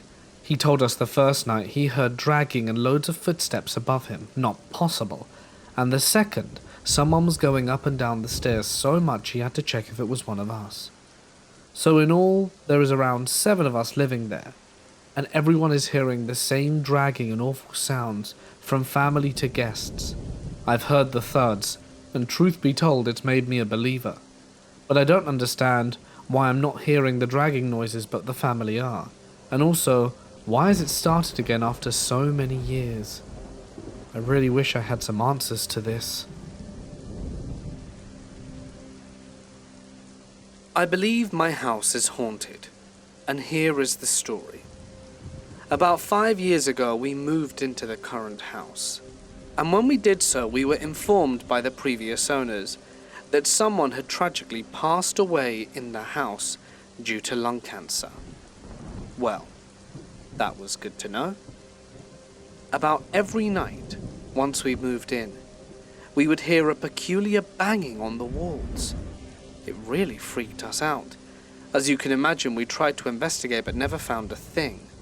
And when it wasn't the banging, we would smell fresh smoke. This continued for a while, but eventually it did sort of subside, and the banging on the walls stopped completely. But us smelling fresh smoke never went away, as none of us smoke. Also, every once in a while, the smoke alarms would randomly go off. It really crept us out. I'm not entirely sure what it is or if the house is haunted, but maybe the person who died of lung cancer in this house still comes back every once in a while for the occasional cigarette. It was late Sunday evening around 9 p.m. I was in my room just playing video games like usual, until I heard the shower turn on. The bathroom was right beside my room, and the door requires some slamming to be shut properly. I didn't hear the door being slammed, but disregarded it as my own lack of attention to it, since I was fully immersed in my video game. About an hour later, my game was finished, but I noticed that the shower was still on for some reason. Now I, for one, take long showers too, usually around 40 minutes or so, but no one else in the family usually takes that long. So I asked my dad if my aunt was home, because my parents and brother were all downstairs in the living room. No one else could have been there besides my aunt. However, my dad said my aunt hadn't come home yet. I told my dad that someone was in the bathroom taking a shower. He went to check, and the lights were still on, but the shower was now off.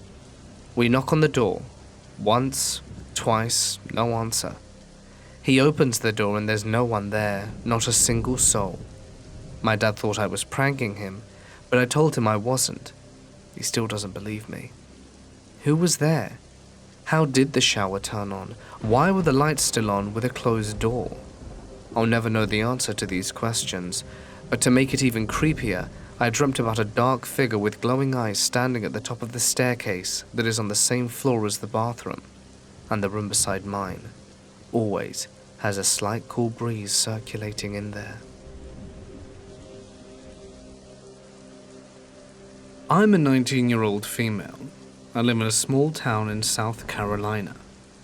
I've lived here my whole life in the same house, which was built in 1971. My father bought it with his ex-wife and my mum. His current wife moved in 2001, and I was born in 2002. I'll start at the beginning, but I will mention that I do have a rather messed up memory. For as long as I've been alive, there have been footsteps in the attic. I've always tried to rationalize it, just thinking this is an old house. It's bound to make noise. But a few months ago I heard bells jingling in the attic, like our Christmas decorations.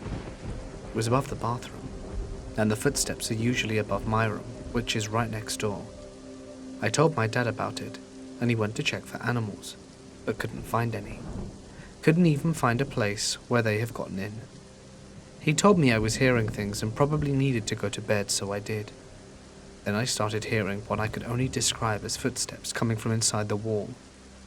My mum heard it too. So did our cats. At one point it was behind our coffee maker, and we were both standing there scared that it was a mouse or something. Our cat Katniss was desperately trying to find it but could not. My mum told my dad this time, and an exterminator came out but couldn't find anything either. The noise persisted. Then I heard noises coming from the faucet in the bathtub. It sounded like someone was trying to force the faucet out of its place. I told my dad again, thinking there was a problem with the pipes. He found nothing. The footsteps and the wall noises are continuous, but seem to get louder at night. I don't know if it's just because the house is quiet at night, or if it sounds louder or what. I should mention that our attic is very short and hot. It's not possible for a grown person to stand upright, so no, we don't have someone living there, and my dad checked around and found nothing. Then it began messing with our dogs. The thing scared the hell out of our oldest dog, Amber, twice. None of the other dogs did this, just her, and she did it twice. No knocking on the door that she was lying in front of, which, even if it was there, she wouldn't be afraid of. She'd just start barking her head off. The last thing it does to our dogs is the hardest to talk about. Bouncy is a beagle mix and quite large. The first time was the night before my first day of school. I can't remember which year it was, but it was in at least the last 4 years. I remember I had a coconut hair mask on, and I had just gotten out of the shower, so I wasn't dressed yet, just in a towel, and all of a sudden, I hear snarling and barking, and my mum screaming her head off. I go in there, and we have to physically pry them off each other. Little Bit was injured, but not bad enough to go to the vet, so we just separated them, and they eventually got over it. But they still ended up fighting several more times. I've gotten injured trying to stop them, although I know they didn't mean to hurt me. I remember one time my dad just straight picked up Little Bit and Bounce was attached to her throat, and was also in the air. Eventually they stopped, until a few months ago. It was 3 a.m. I remember very vividly because I was trying to sleep, but was on the phone, and my mum called me out of my room. What could you possibly want, I thought, it's 3 a.m. Her yell was urgent though, so I didn't even bother putting on my shorts, I just ran to the kitchen. She screamed that they were fighting again and needed help. I ran out there with a flashlight, not even bothering to put shoes or pants on, and had to pry them apart by myself because my mum didn't even move from the back porch.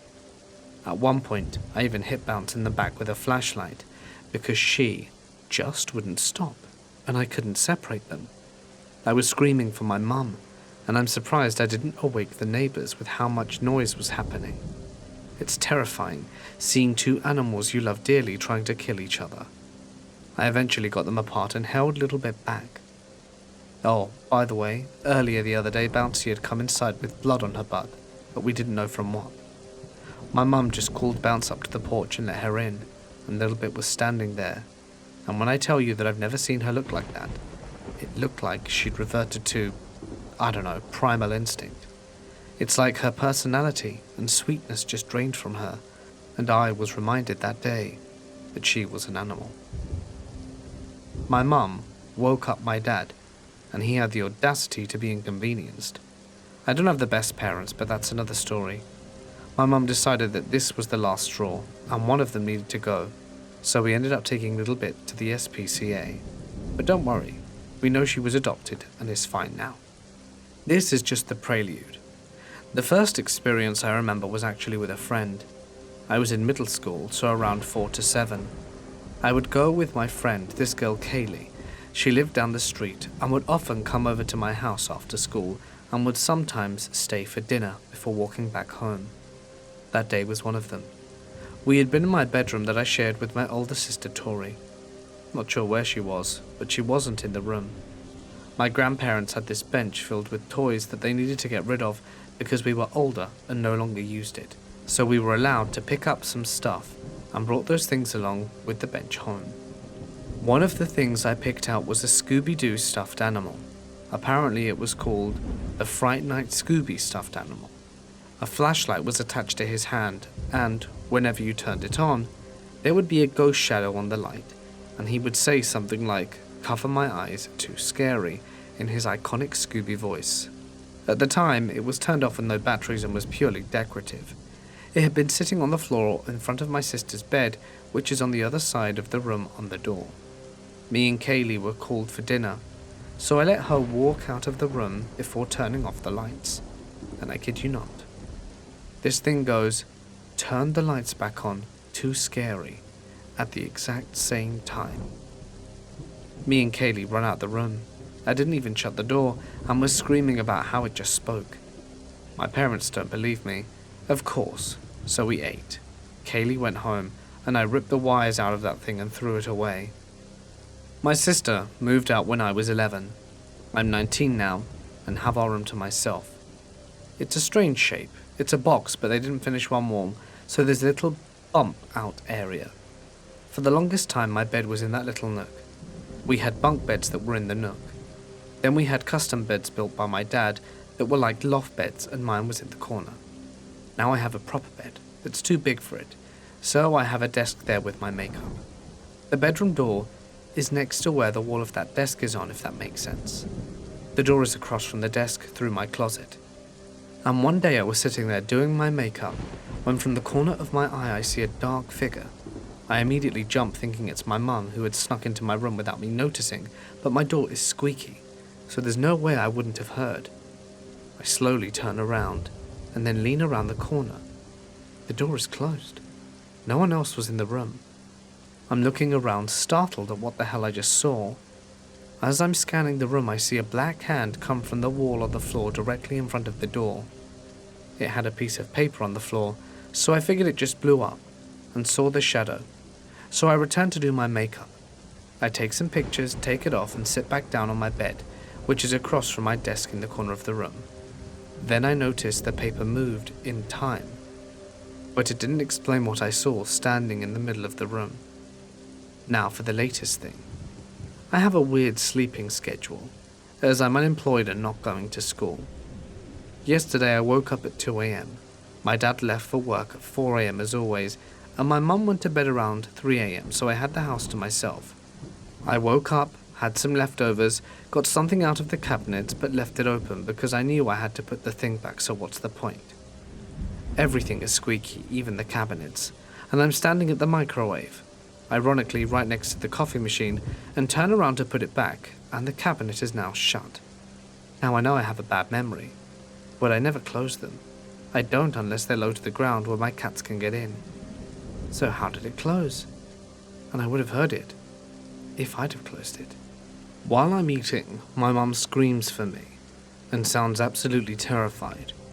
I thought she got mad at me because I accidentally woke her up, so I yelled back, "What?" She says she heard a noise in her room, so I just left my room, and my mum said something in the bathroom scared our young cat Ivy, and she came running out of the bathroom, so that's great. I hate the bathroom, stuff always happens there. She yells at me, and she doesn't respond, So I open my door and see my mum sitting up in her bed, sobbing. She says she heard a female voice, and it sounded like it was at the foot of her bed. I assume someone broke into our house. I go into her room, shut the door, leaving it a crack open, grab her phone and ask if we should call the police. She says no, so I check the house. I knew I had let the dogs out earlier, but I was certain I locked the doors after letting them back in. I turned on the flashlight on her phone and walked around, checking the front and back door, and they were both locked. I didn't bother checking the window, because our house is pretty impossible to break into, so I knew no one else was in our house. She's still sobbing when I get back to her room. She says that it was feminine, but didn't sound like words, just mumbling. 2 syllables. All of my family members have 2-syllable word names, so it might have been a name. I asked her about sleep paralysis, and she said that she could move and the voice sounded clear. I told her about the cabinet, because I remember it happened literally less than an hour before. She didn't say anything about it. She didn't go back to bed until my dad got home at 2 p.m. Bounce and Zoe were laying on the floor in front of the bed, and didn't react to anything at all. Amber was laying next to my mum, and was asleep when I was talking to her. Katniss and Ivy were laying on the couch in the living room, and none of them reacted either. I don't know if she saw anything, but there have been some things there, but my mum is pretty blind without her glasses. She has bifocals and it was dark, but this is really starting to freak me out. My cats just sit and stare at the corner of the living room that just happens to connect to my mum's room. I thought for the longest time it was the old man next door. The shadow person that I saw didn't feel feminine, but it didn't also feel threatening. I've woken up with bruises in random spots, and while I do move around a lot, my mum would hear it if I hit a wall, and I have no clue what to do. This, along with a lot of the stuff that happened with my friend in the forest that's around our neighborhood, is really getting to me. I don't even wholly believe in this, but what else could it be? How do you imagine a sound? We're not even close to being religious. And I'm not really looking for tips, I just needed to share this with someone who had believed me. When I told my parents about the shadow person, they straight up laughed. I can't even imagine what my dad will say to my mum. And I saw her crying. She looked so scared. She called me because she thought someone might be in our house. Like that's how sure she is she heard it. I'm honestly so sick of this house. I just want to leave it and this town behind. My dad passed away from alcohol-related illnesses in 2014. I was only 13 at the time, and very distraught despite him not being in my life after my parents were divorced. I remember feeling angry and resentful towards him for not being there for me, but at the same time I couldn't shake the feeling of loss and sadness. A few days after the funeral, I was lying in bed, staring at the ceiling, unable to sleep. I couldn't stop thinking about my dad, and all the things we could have done together if he'd have been there more for me. Suddenly I got a very eerie feeling, but comforting, surround me. It was as if someone was hugging me from behind. I could feel their warmth and love. Whatever compelled me to open my eyes and check my surroundings, I will never know, but I'm glad I did. As I opened my eyes, I saw a translucent figure standing in my open closet. I left it open because my cat at the time had a bed in there. The figure was leaning up against the side of the door, before making a waving motion and vanishing into thin air. I remember feeling a mix of fear and awe at the sight. I couldn't believe what I had just seen, and I remember passing out soon after. I didn't remember those events until the next day at school, and I was hesitant to tell anyone because of how crazy it sounded. But the memory of that figure stayed with me, and I couldn't shake off the feeling that it was my dad saying goodbye. Years later, I heard similar stories from other people who had lost loved ones and experienced supernatural encounters. It gave me comfort to know that I wasn't alone, and that my dad was still with me in some way. Although the memory still tends to send a shiver down my spine, it also brings me peace knowing that my dad was watching over me, even if it was from the other side. We had a neighbor that we treasured dearly, but she had to move and ended up giving us this beautiful blue rocking chair that had been in her family for years. She had no family living nearby, so she chose to give it to us. My mum decided it would look good in our living room corner, in between the kitchen and living room. Oddly enough, the chair was in the same location as when I heard the tapping noises by my head at midnight. Around the time we received the chair, I had moved from my pink room to my blue room, since I would occasionally change rooms due to weather or how heavy the atmosphere in the room was at the time. The chair had been at our house for about a week, before I started waking up in the middle of the night, slowly getting out of bed to unlock the inside sliding glass door and walking to my living room to face the chair. Once I was there, I would see this black cloud-like mist that resembled a fog machine. I would blink a few times only to look over and see a figure forming. It was my dad. Now I wasn't scared, but I was confused. Why was my deceased father sitting in front of me appearing as this black smoke? My little mind couldn't wrap my head around it. This routine continued night after night. There had been a night or two when he was a see-through blue mist with a person on his lap, hugging his upper body. I would eventually tell my mum that I thought it was his girlfriend in the afterlife, since he couldn't have mum, even though my mum had been filing for divorce when he died.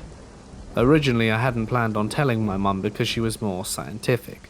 There had to be physical proof for something to be happening, plus I was a kid, and didn't think she'd believe me since we'd had paranormal conversations before. After a while, though, my dad wasn't really my dad, but this distorted figure that you could feel the negativity bounce off and just surround you in fear. The first time I saw this, I immediately turned around and headed straight to my blue room, locking the sliding glass door, pulling the curtains all the way closed, and flew under my bed covers like the kid that I was. I really didn't want to hear "I'm gonna get you" over and over anymore. I just wanted to be left alone. 3 nights of this and I was finally sick of this thing in my house making me scared. It's bad enough I still had my lumberjack and trampoline nightmare. I didn't need to add another scare on top of that. I decided that I would face this thing with my metal baseball in hand, as I had been playing baseball since I could walk, to let him know he wasn't welcome. Unbeknownst to me that night, my mum decided to watch television out in the living room instead of her bedroom. So seeing her daughter fly around the corner with her metal baseball bat made her scream like she was in a real horror movie and jump 5 feet out of her chair. At the time it was far from funny, but looking back I can truly say that I got a good jump scare out of my mum, which is hard to accomplish. Since I decided to be reckless, I had to explain to my mum what the reason for my behavior was. In the end, her response was not what I would expect. "Why didn't you tell me sooner? We'll get the chair out tomorrow before nighttime." Needless to say, I was shocked, but relieved to know that my evil ghost dad would not scare me again, because there was absolutely no chance that we would ever meet once more. As a junior in high school, I had a bad habit of skipping classes with some friends of mine. They weren't necessarily bad friends, but they didn't encourage me to go to the crappy school we had to attend. I mean, the school was literally falling apart from the roof. Everything rusted or not working, and the teachers didn't want to be there as much as the students. You could tell it was a miserable place to be. It didn't help that we had our fire alarm pulled every other day, so we walked out onto the football field in 30-degree weather, and it was not my idea of a good time. There was this one day that I wanted to leave early with my best friend of the area. She would call herself British Emily, because we didn't have any other friends from her area. She loved to stand out from the rest of the crowd. We ended up going back to my house and started getting ready for my professional pictures that I had later that night. Now, when I got home, I always set my keys in our living room, so I don't lose them, because I only had one set at the time. My mother had the other set, and there was absolutely no way I was going to call her and ask for them. I set my keys down as normal. When we go to the house and started the dressing process, which took us, I'd say, a little over an hour. Most of this time we spent in the bathroom because we needed the mirror for makeup and our hair. If we weren't in there, we were in my bedroom getting clothes thrown around, trying to find something that would make us boost our confidence for the photos. Once we started finishing up, and we had an hour or two before leaving, we decided we were going to run to the store and just go from there. But what we hadn't connected on were my keys vanishing. We were completely dumbfounded, because neither of us had moved them, and we were even backtracking our steps to see if we'd put them somewhere differently for any reason. Nothing. My friend mentioned that my house might have a key-stealing ghost that likes to play games. I laughed it off, knowing that this house is prone to these kind of things, where items go missing without any reason. Around an hour later, we were a bit panicky because we were running out of time, so we checked the weird hiding spots that you wouldn't expect, and yes, we even went outside to see if we'd dropped them. Somehow, we got back in the car, and an idea to check my mum's room, since that was the only place we hadn't looked, came to us. We get to the room, and start nicely ripping it apart. Another 45 minutes in, we find my keys in the upper right-hand corner of my mum's closet. Even as a kid, it was an extremely hard spot to get to. There is absolutely no space, and it's pitch dark, so finding my keys there was mind-blowing. For a moment, we kind of just stared at each other. My friend began laughing and says, "Well, I don't think your dad wants you to go," since she knows about my relationship and history with my dad. Still to this day, 16 years later, my friend and I have absolutely no idea how those keys managed to grow wings and get to the back of my mum's closet. If it was my dad, that was one way to prank me, but stay away from my keys in future, Dad. I don't know a ton about the history of my childhood home, but I know that it was old as hell and one of the creepiest places I've ever lived in. It was a 4-story house with lots of dark spaces and long stairways. Basically, it was really big. There wasn't a moment in that house that I felt like I was truly alone, and there wasn't a hallway that felt truly empty. I was just barely out of toddlerhood when I started to develop severe anxiety. I was afraid to do anything alone. I would always check behind me, sleeping with my head under the covers, seeing things, hearing things, you name it. I'm almost 100% sure that there was something paranormal making me feel that way. I wasn't the only one seeing and hearing things though. My older brother shared a room with me, and he always slept on the top bunk. His bed was always maybe a foot away from the ceiling, and the attic was right above us. He told me that some nights he'd hear adult footsteps right above his head, just circling the attic, but it gets weirder. He told me at one point he woke up to a shadowy figure just laying on the bed with him. He claims the figure had 2 white specks for eyes, and that it wasn't acting malicious, just lying there silently. This might have been some kind of sleep paralysis hallucination, but considering the other events, I wouldn't be surprised if it was some kind of spirit. And now on to the worst one, the playroom. That room was the creepiest thing in the house, and I get shivers just thinking about it. It sat at the end of a long hallway on the top floor just below the attic. My room was just down the hall from it, and it was always pitch black. I remember staying up at night staring at it, just in case something moved, and I couldn't take my eyes away in fear of something appearing if it did. Somehow, every time I looked at that doorway, the door was wide open, and the door wasn't weak either. It worked perfectly fine and wouldn't open unless you turned the knob. I'd ask my dad to close it before I went to bed, and it would stay closed for a bit until it just slid open again. I'm not a door specialist, but it was just arguably creepy. Now that I'm older and out of the house, me and my brother found out that we shared a terrifying experience. We both saw something very creepy in that same place. I remember it vaguely. It was a small, neutral, glowing white face in the playroom. It looked a bit like a little kid from my memory. It had no body, just a pure white face in the dark. It was around my height, and its eyes were just kind of not there. I don't remember much, but I remember it was the single most terrifying thing I'd been through. I don't know if I hallucinated or what, but it felt incredibly real at the time. Maybe it was a dream or something, because all I remember is seeing that face, getting scared and running back to my bed. I don't think I screamed, but I seriously don't remember. Thanks to that house, I have been diagnosed with anxiety, and I'm taking medication for it. I am alright now, but I thought it was best to share that too. I was born in 1989, and when I was a bit older, my room was in a big room down on the basement floor. It had that dark floor-to-ceiling wood paneling covering all the walls, and I remember that I used to find woodlice in the musty corners of the room. I don't really remember everything that happened there because I was so young, but I remember that I would get scared down there pretty often. My mum told me recently that I would talk about things like people coming out the walls, although I don't remember that. One thing I do remember was being down there alone during a big thunderstorm during the summer and peeking out of the windows to see something really weird out in the yard next to the power pole. As dumb as it sounds, what I saw reminds me now of one of those big Moai statue heads. I really didn't get a good look at it.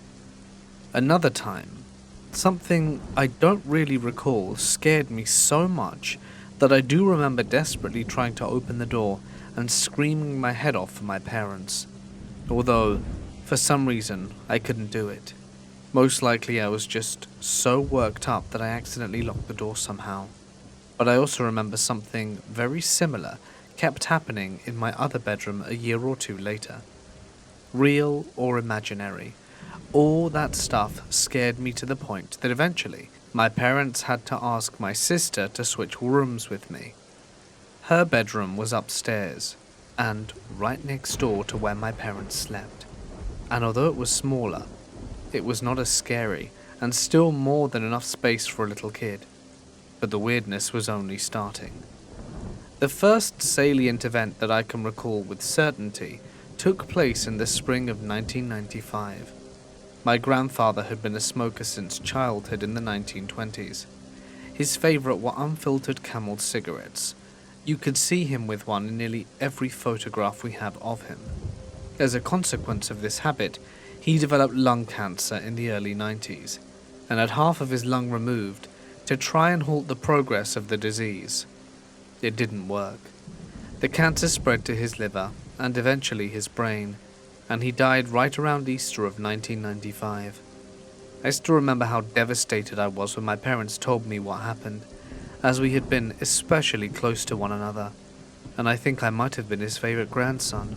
It was hard for us all, and my maternal grandmother came to live with us for a short while after that. One night during that time, my mother had just gone to bed when she heard the sound of someone crying in the house. Thinking that it was her mum or one of the children, she got out of bed and went to check on everyone. Strangely, everyone was fast asleep in the house. My mother recalls my grandmother was even snoring loudly, and so she just thought that maybe she'd been hearing things. No sooner had she gone back to bed when it started up again, but that wasn't the end of things.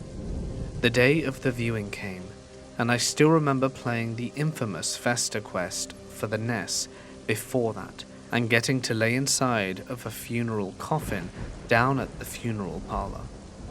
A few days later they held the funeral, but my parents thought that it would upset me if I went, so I stayed home with the babysitter and enjoyed all the food after. I can still remember playing a game where the babysitter would take turns in hiding in the closet in my room, which was separated from the rest of the bedroom by a wooden sliding door on metal tracks. Things kind of went back to their normal routine after that. One weekend about a week or two later, my father and brother were working out of town, and my sister had gone to spend the night at a friend's house. That meant that my mother and I were home alone at the time, which wasn't really a big deal. We live out in the country, and really nothing happens here in terms of crime for the most part. A quiet evening passed by, and Mother tucked me in for the night and went to bed herself. Not long after that, I began to hear a noise from my closet, the sound of deep, labored breathing. It was intensely loud, and reminded me of someone who was either very sick or had been messed up in an accident or something. I have always thought that I left the room and hurried over to tell my mother about it, but she claims that I yelled for her to come and help instead. Regardless of what happened, she came into my room and heard the breathing with her own ears. With no one else around, she declined to investigate further and instead hurried me to her room where we would be safe for the night. Naturally enough, we thought it was perhaps my grandfather had returned for one final look at his grandson before departing, although there really was no way of knowing exactly what happened. It was no dream for sure, and I have always been a little wary of closets ever since that time. A few years later, that house caught fire and burnt down on one chilly October night. And I remember one of our relatives telling us that spirits can't follow you from house to house after the old one burnt down. We rebuilt on the same location, and for a few years nothing paranormal happened. Later, in my preteen years, I started hanging out with kids that were into WWF and then WWE.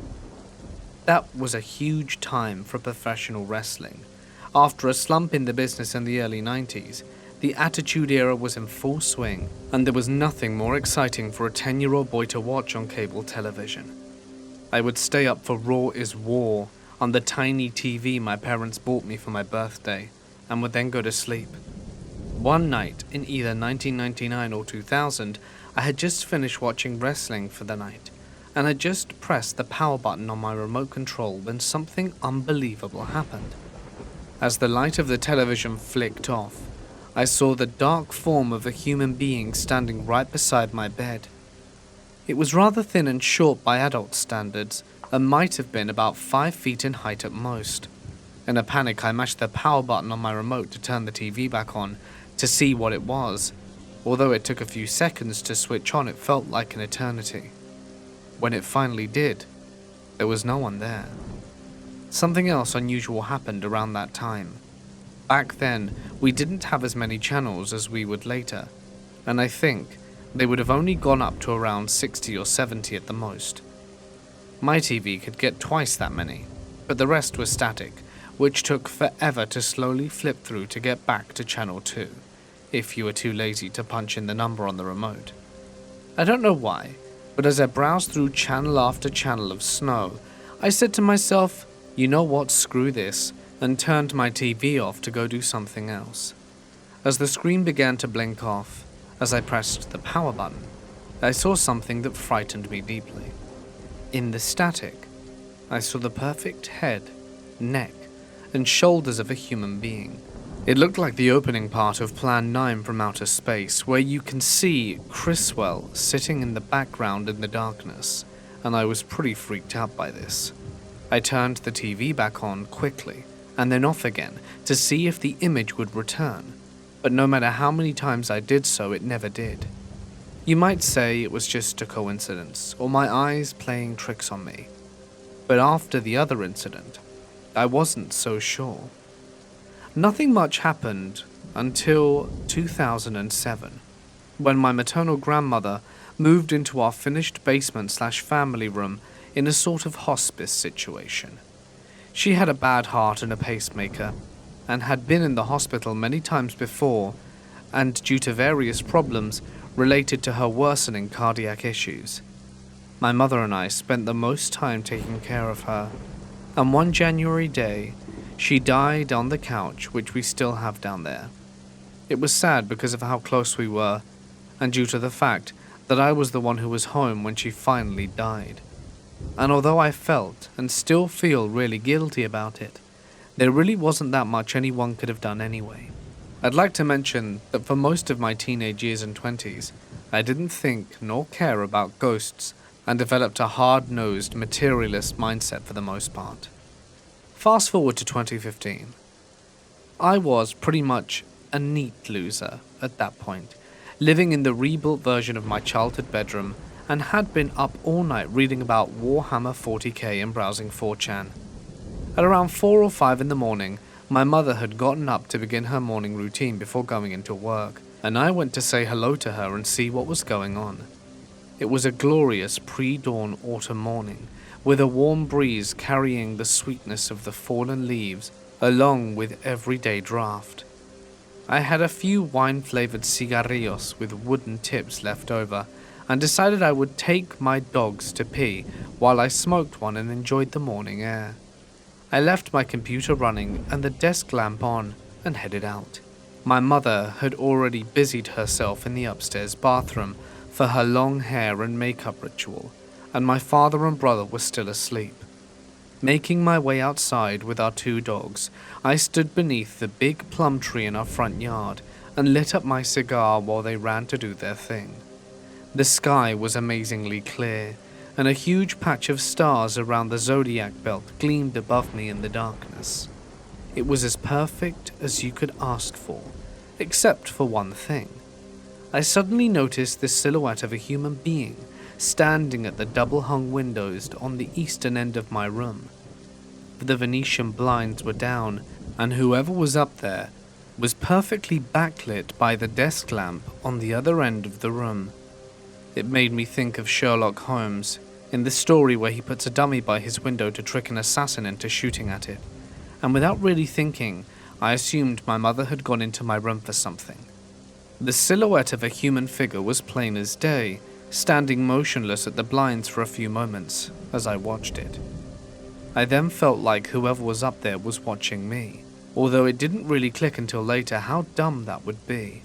I took my eyes off it for a moment in order to check on the dogs, and when I looked back up, it had vanished. Thinking that nothing was amiss, I finished my smoke and corralled the pups back inside the house. But to my surprise, my mother was still in the bathroom, getting around with the door shut, and no one else was awake.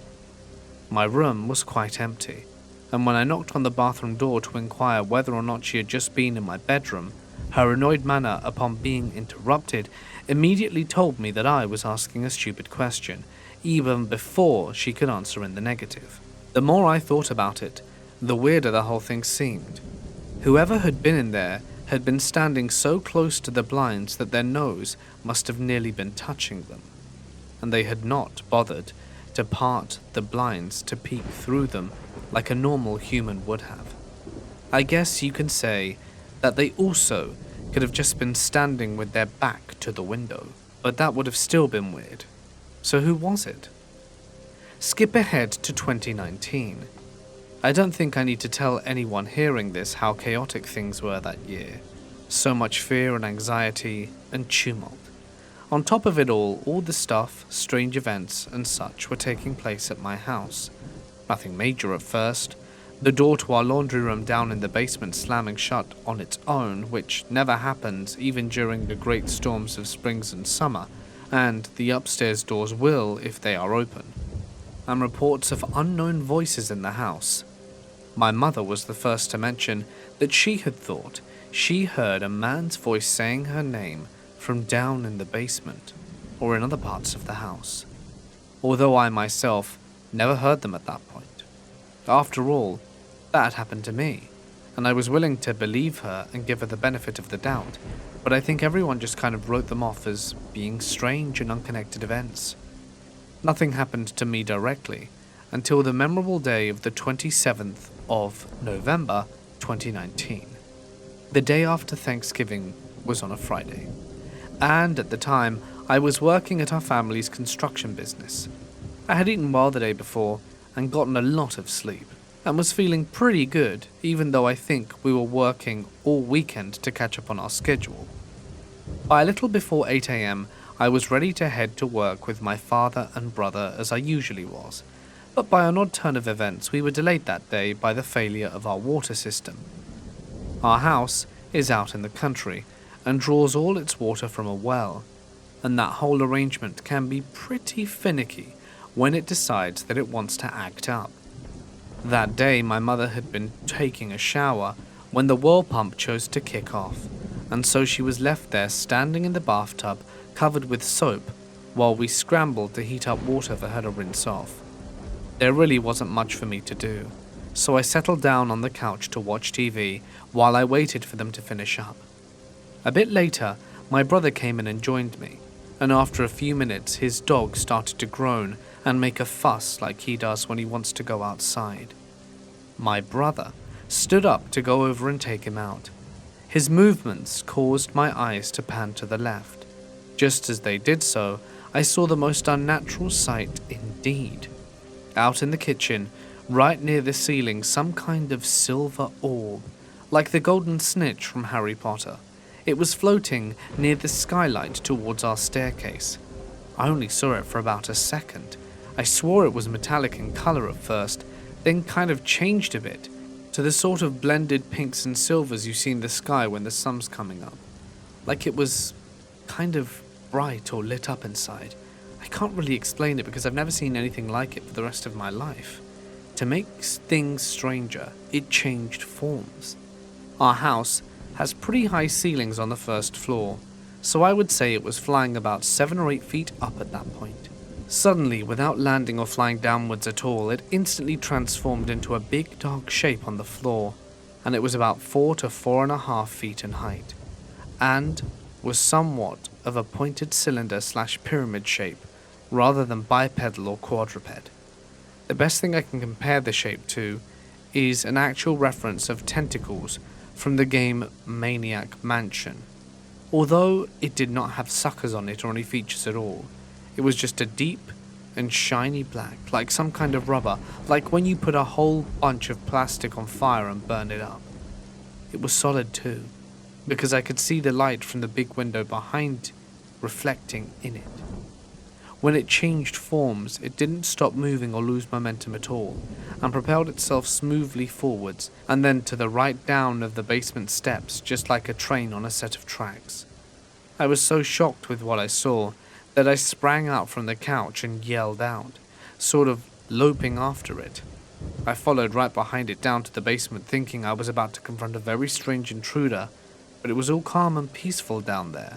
Nobody else saw it or noticed anything at all, but I was in psychological shock from what had just happened. As we went out to the truck to go to work, my whole body was numb, and I was nearly vibrating with fear.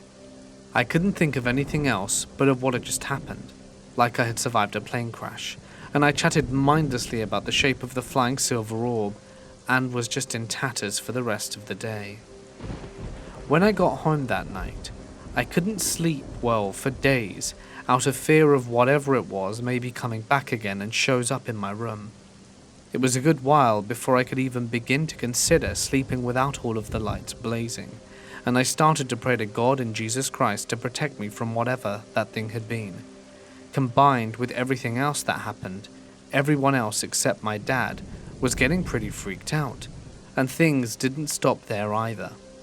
I didn't start writing everything down until that summer, but there was weird stuff going on that we actually contracted paranormal investigators from our state. The first outfit that we emailed was run by a former state trooper who I found out later had been on the Travel Channel before talking about paranormal subjects. Really nice dude, very patient, and someone who contracted them out of the blue with a wild story. His group is from a town about an hour and a half away, so he kindly puts us in touch with a local group of investigators who were much closer. They were also really nice and extremely patient as we explained our story to them. Although in the end, because COVID was going on, nothing really came of it. They definitely believed us though, and suggested that it could either be something related to my grandmother's death in the basement room, or something to do with the negative energy surrounding the former occupant of the house. Although there was no definitive proof of what was happening, it was a huge relief to have someone try help us at all. Weird stuff continued to happen after that. One day I was standing in the dining room, speaking with my mother.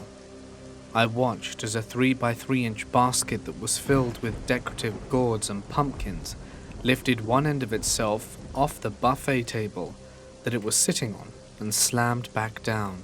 None of our cats or dogs were near it at the time, and my mum and I were alone in the house. My brother and I tried a few experiments later to see if we could replicate the phenomena, but no matter what we did, we couldn't get it to happen again. Just little weird events that would seem to happen more and more, to the point where I started to write them down. One thing that all of us, except for my father, heard were the voices. My mother heard them the most, but I also did later on. Usually she would be in the laundry room, which is in the basement, or in the kitchen when she would hear them. Usually it would be a man's voice calling her name out loud in English at a normal volume, but one day she heard a man shouting from our basement in something that sounded like German. My brother also heard these voices, although for him it would be in the early morning hours when he was sleeping in bed. Sometimes it would just sort of say his name in a loud whisper, but one day He also heard the voice saying my parents' names, like it was trying to beckon them out of their bedroom.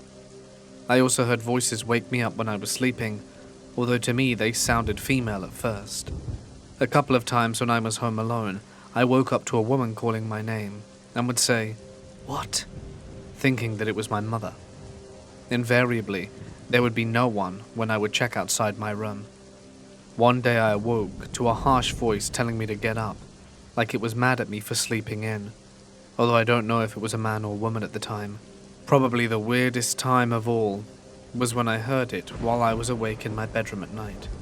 It was probably around 8 or 9, not really that late, and I believe that I was just messing around on the computer at that time, when all of a sudden I heard a man's voice call my name very clearly from the wall to my right, although there was nothing there but my bed and some stuffed animals that were sitting on it. What really shook me up was, aside from not wondering if I was going crazy, is if all the other stuff hadn't have happened, I probably would have just thought I was nuts. Another weird thing that we experienced was what I call the phantom dog. We live out in the country and don't really have any other houses near us.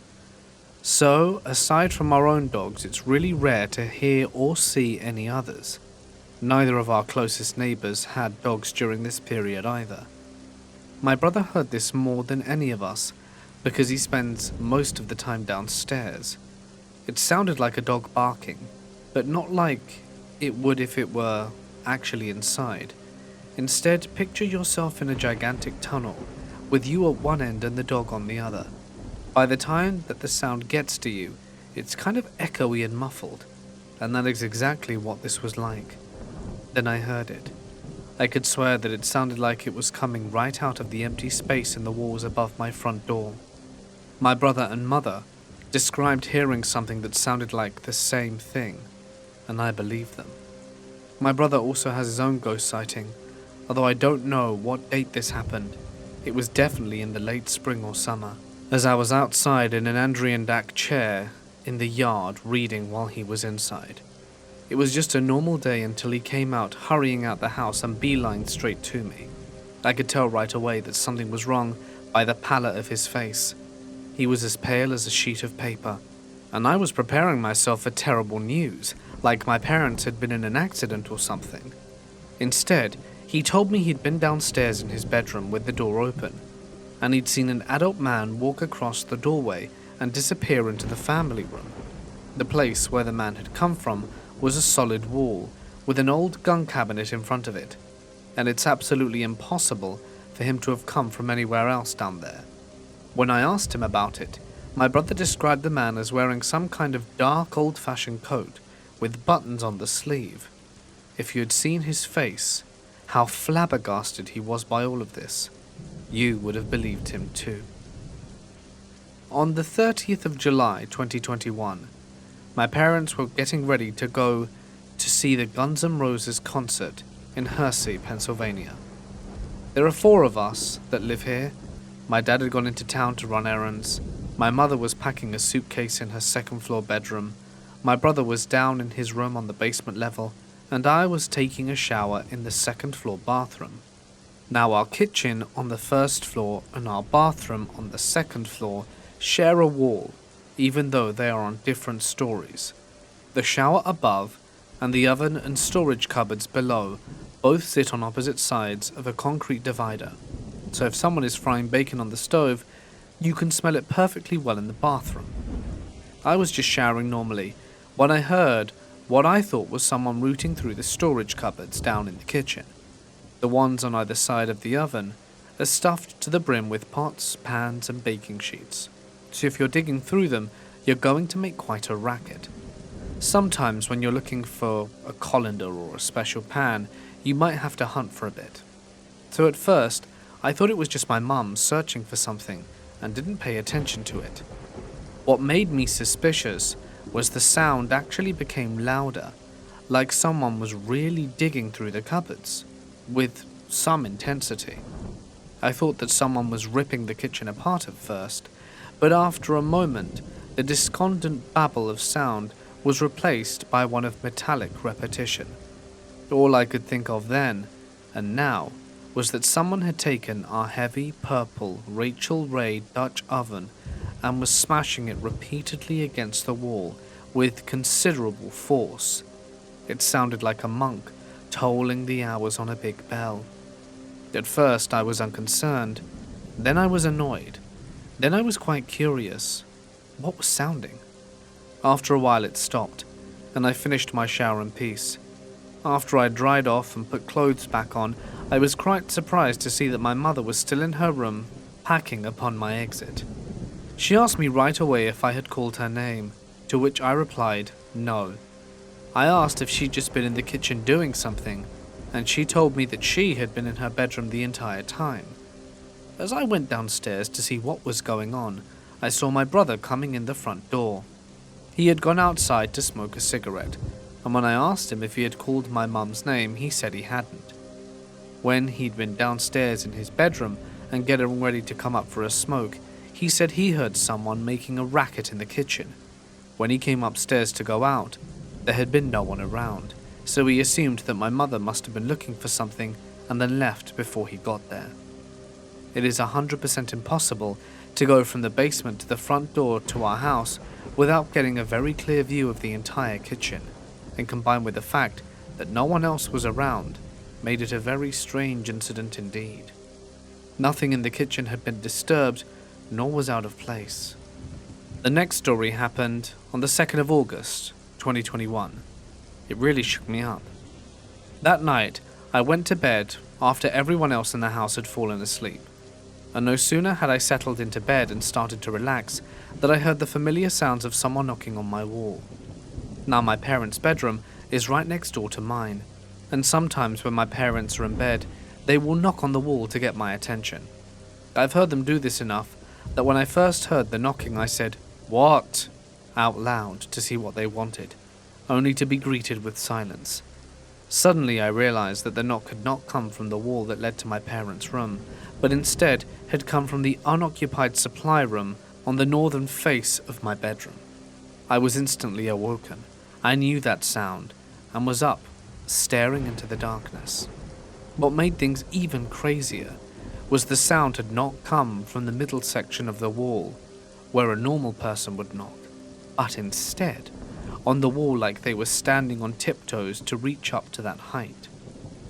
The next thing that happened was on the 10th of December. I was standing at the foot of the staircase that leads to our second floor when I heard the clear and distinct noise of someone walking down the steps in my direction. It wasn't just the stairs creaking from a change in humidity or something like that either. It was the unmistakable sound of an adult descending our wooden stairs. I was staring right at them, and there was no one on them. I was actually lucid enough to remember that people say they often feel a cold chill if a ghost comes near them, so I blocked the way with my body in anticipation of reaching the bottom. I actually feel proud to say that I did it, and that I wasn't scared at all. My mum definitely wins the prize for weirdest experience, however, as on another night, my mother woke up very late at night to go to the bathroom. None of the lights in the house were on except for a nightlight in the bathroom ceiling, and she went in and did her business and headed back to bed. When she opened the door to leave the bathroom, however, a most unusual sight greeted her. The shadowy half-figure of a man standing in the hall. He had long, thin legs that gave her the impression that he was tall, and had what she described as dark, old-fashioned dress clothes. He wore dark shoes and high-waisted pants that she said were definitely not from our time. And oddest of all, his body just sort of disappeared not far above the waist.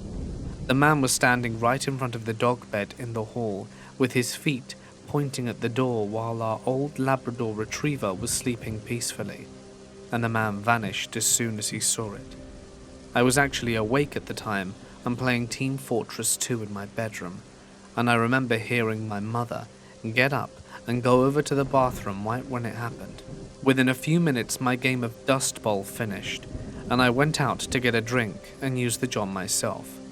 As I did so though, I heard my mum calling my name with some urgency from the inside of her bedroom.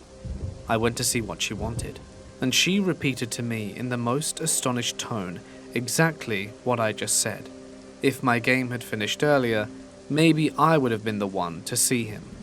She confessed that she actually hadn't been afraid at all during the encounter, and she also mentioned that earlier in the night she had been sitting downstairs with a cat on her lap that kept staring towards the upstairs hallway as if there was something there. But that wasn't her last encounter with the strange man. Later, my mother once again rose to use the bathroom in the middle of the night. This time, 2 of our cats were in there with her, and she spent a little time talking with them before opening the door and stepping out into the hall. What she didn't realize was that the ghostly man was standing right outside the door. In fact, she stepped right into him. It didn't harm her or feel like she'd passed through any kind of material, but it was as if you were walking into a patch of empty normal air. This time, she actually saw the upper half of him and got a good look. He was tall, about 6'1", and skinny with a beard, at least a few inches in length and a moustache. He was well dressed. He wore a long jacket that made her think of a morning jacket, a white or cream-colored dress shirt, and a dark vest that made the shape of a U with no hat. I showed her a chart of 19th century men's fashion the next day that you can find on Pinterest, and she indicated that it reminded her most of clothes that were around the middle part of that century. We had wondered before if maybe he had been a ghost that followed us home from a battlefield or something that we had visited, but she said that he was in too good of a shape to have been the casualty of a war. A few nights later, it was just about dawn, and my mother was lightly dozing in bed in a state somewhere between wakefulness when she heard something unusual. She described it to me as the sound of someone whispering or talking quietly down a tunnel or from a distance, and it was said to have told her November 7th, followed by 19th. She thought obviously enough that the voice was trying to tell her a date of great importance, but was either not told or unable to hear the final 2 digits of the date. Just on a hunch, I checked back through our family history to see if any of our relatives had died on that date, but nobody I could find matched it. Things cooled down for a long time after that, but believe it or not, just recently, there have been some major flare-ups in activity. My brother was down in his room watching a video at around 1 in the morning when he saw the figure of a man gliding down the stairs. He was about average height and build, although all that could be seen of him was a silhouette. It was impossible to see any specific details, but from the outline my brother was certain that he was wearing a coat that came down to his waist and black pants.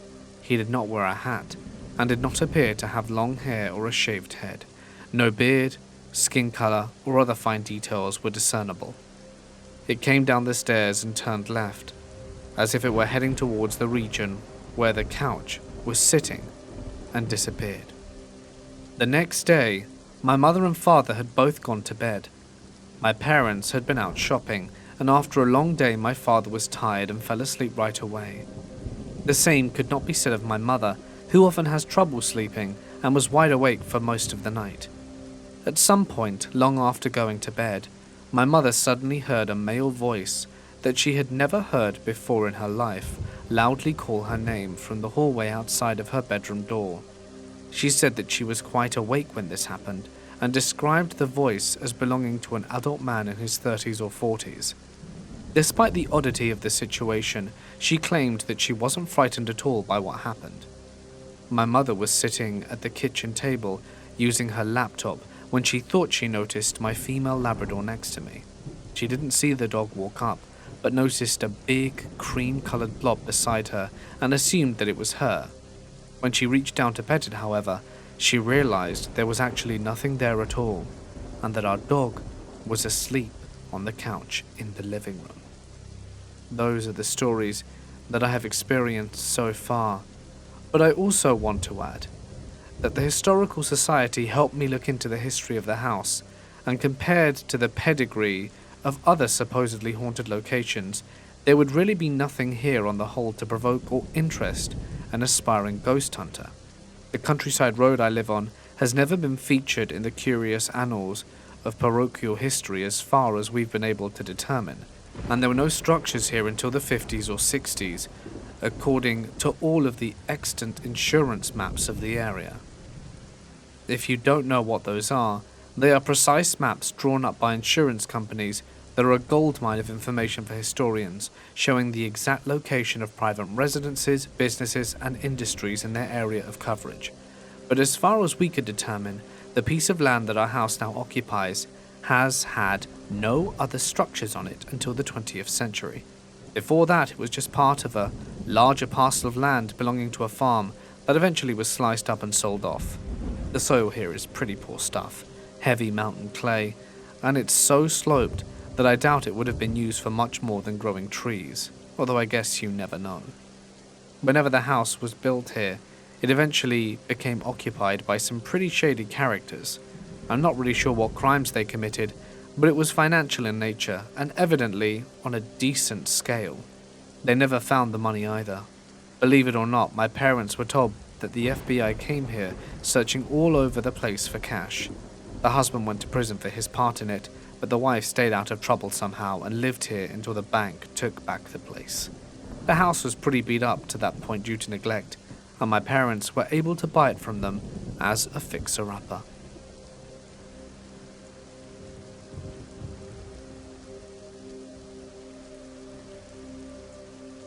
As a child, I'd spend weekends at my dad's house, which was old, and said to be haunted by a playful girl called Esther.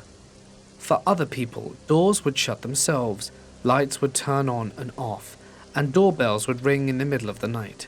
My siblings would even have conversations with Esther.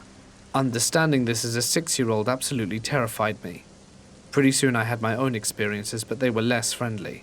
I'd hear breathing in the dark. I'd stop breathing to listen, and it was much closer to me than my stepbrother in the bunk above. I'd wake up to see the imprint of someone sitting on my bed. Reading other stories of sleep paralysis sounds familiar to mine, but one night, I challenged my night terror. I had 2 die-cast race cars on my dresser, both hoods opened of the car, but one didn't stay up very well. I said out loud, "If you're here, shut the hood when I go to bed," and opened the hood of the car that had the better functioning hood. I stared at it to make sure that it was up and stayed up. I hit the lights, and as soon as I did so, I heard slam. I turned the lights on and the hood was closed. I ran downstairs and my stepmother said I looked as white as a sheet, like I'd seen a ghost. She and my dad checked it out and came to the conclusion that it must have just shut by itself. The weirdness continued until the day we moved out, but I still have trouble believing it myself, or typing it out for that matter, and still get chills just remembering it. In upstate New York, every house I lived in was haunted. The most haunted house was this 3-story house. It had an attic, a second floor, a first floor, and a basement. You can turn this into a duplex rental.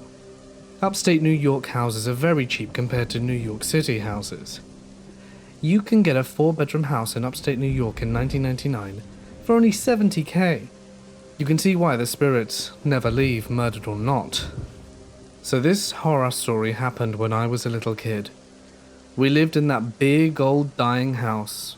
We didn't experience activity for 6 months, close to a year. Also, we speak another language, so I'm assuming the ghost didn't like us and was racist. Lol.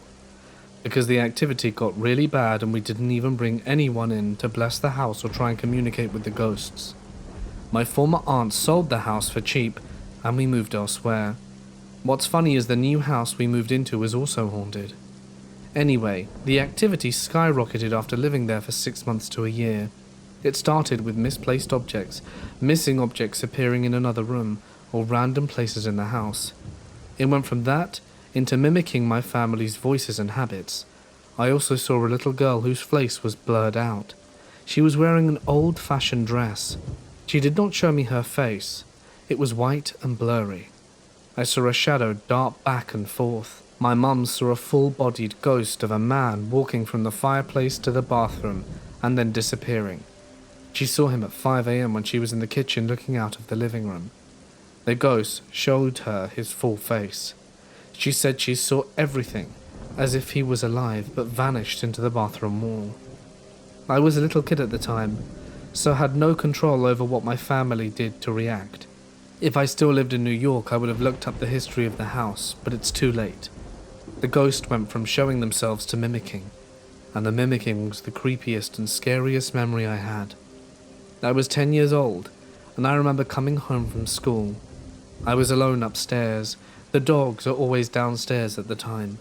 The ghost watched my routine and knew when I came home from school. Right when I went inside my room to change, I began to hear the dogs whining and barking in the upstairs living room. I walked out to go look for the dogs and saw nothing, and I heard the dogs barking and whining again in the living room. I came to the living room to look for them again and saw nothing. This ghost messed with me for a week until I got sick and tired of it. I came home from school and closed my door. I began to hear the dogs barking and whining again. This time I ignored it. I got more frustrated. It kept mimicking the dog barking and whining, like it escalated louder and louder. I never came out of my room. I kept the door shut. All of a sudden, everything went dead quiet. It grew silent. It never tried to mess with me again, but it went on to mimic all of my family's voices. Everyone in my family all saw something and heard other family members' voices calling out to them. We would ask each other, "Why did you call me?" And each time we would respond to one another saying, "No, I didn't call you at all." My brother heard me talking and calling out his name from my room, and I was at school at the time. He was homesick. He told me about it. He said he heard me talking in my room, and he went in to check and no one was there. My mum also had a dream that one of the ghosts was telling her that they don't like us talking in Asian languages. She confessed years later after we moved out. For some reason the ghosts only appeared to her. I only saw shadows and blurry faces and heard mimicking voices. She saw full body apparitions and even had dreams. This time it wasn't a man as before. She had a dream where she saw a different man come to her and told her in English that he doesn't like us talking in Asian languages and he doesn't understand what we're saying. Only me and my brother speak both languages, and we always speak in English so the ghosts would be able to understand. It was crazy, and it got worse until we moved. We began to hear footsteps walking in the attic and around the house at night. The TV would turn on and off by itself, doors open and close by itself. There is a door upstairs that would not close no matter what. You close it and next day it's wide open. This was back in the 90s, so my family never thought to buy cameras to see why the doors kept opening by themselves. It got worse to the point where each of my family members were being haunted by a specific ghost. My aunt kept seeing this ghost of a woman that had a routine. She would see the woman walk past her bedroom door. She followed the woman to the top of the stairs, and she saw the woman walk downstairs and all of a sudden just vanished. She would see the ghost woman walk from downstairs to upstairs. I have a feeling that this ghost kept opening the doors in the back. I'm assuming she might have been killed. She was in that house and she doesn't know she's dead. I also had a dream about the same girl that I saw before. At the time I was only 10. I think the girl wanted to be friends. My brother had stolen one of my toys and I was crying looking for it. I had a dream where a little girl in an old-fashioned dress with a blurred-out face came and spoke to me. She showed me where the toy was hidden. I woke up, went to the side of Grandma's bed, and there was my toy hidden in the crack between the bed. The little girl is a good spirit, but the rest of them are getting worse. I had a feeling if we did not leave the house, everyone would die. I think the ghosts were angry because we split the house up and turned it into a duplex. We also rearranged everything in the house and threw away the creepy old dresses and clothes that we found in the attic. I'm really glad we left that house now. It definitely wasn't a very safe place to be, in my opinion. Many moons ago, long before I met my ex-wife and relocated to Kent, I used to work alongside my Uncle Leslie. He resided in the council flats in London's Dockland area. During the 1990s, the construction of the Jubilee extension of the London Underground was in full swing, unearthing forgotten graves and archaeological finds. Among the construction site was Canning Town Station, a new addition to the Jubilee line. From the beginning of the construction phase until well after its opening, a series of peculiar events unfolded, witnessed by numerous neighbours residing in the ground floor flats. It all began with taps on windows and internal doors, occurring at random times during the night and persisting for months. These eerie phenomena were followed by the sound of footsteps both inside and outside the flats, which continued intermittently over the course of several months. As construction progressed, the activities took on an even stranger nature. One fateful night, a Victorian gentleman was spotted gazing into the front room window. This incident was soon accompanied by audible conversations and sightings of multiple apparitions. These ghostly figures appeared not only within people's homes, but also outside, often peering through windows. In a remarkable instance, a Victorian chimney sweep materialized through a wall and dustbins, interrupting a drug deal and causing both the dealer and the customer to flee in fear and straight into the waiting arms of the police. Victorian women were observed on random street corners and in green spaces, while a man wearing a top hat was seen to be peering into bedroom windows.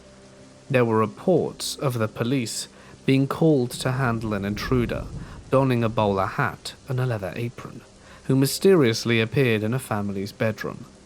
In another incident, a couple engaged in intimate activities was startled by the sudden appearance of a Victorian woman beside their bed, leading the boyfriend to make a hasty escape through the window and later face charges of indecent exposure. As the construction work on the station progressed, more and more of these ghostly encounters took place, with apparitions from various time periods making their presence known. Then, one day, it all stopped. In my opinion, the construction work had disturbed a burial ground, bringing forth the spirits of different time periods, given that the Docklands area had suffered heavy bombing during the Blitz in World War II. It's likely that the construction activities had unearthed buried rubble and debris from that era. The local park had even been featured in an episode of Time Team, when they uncovered a lost street, further indicating the area's rich historical significance.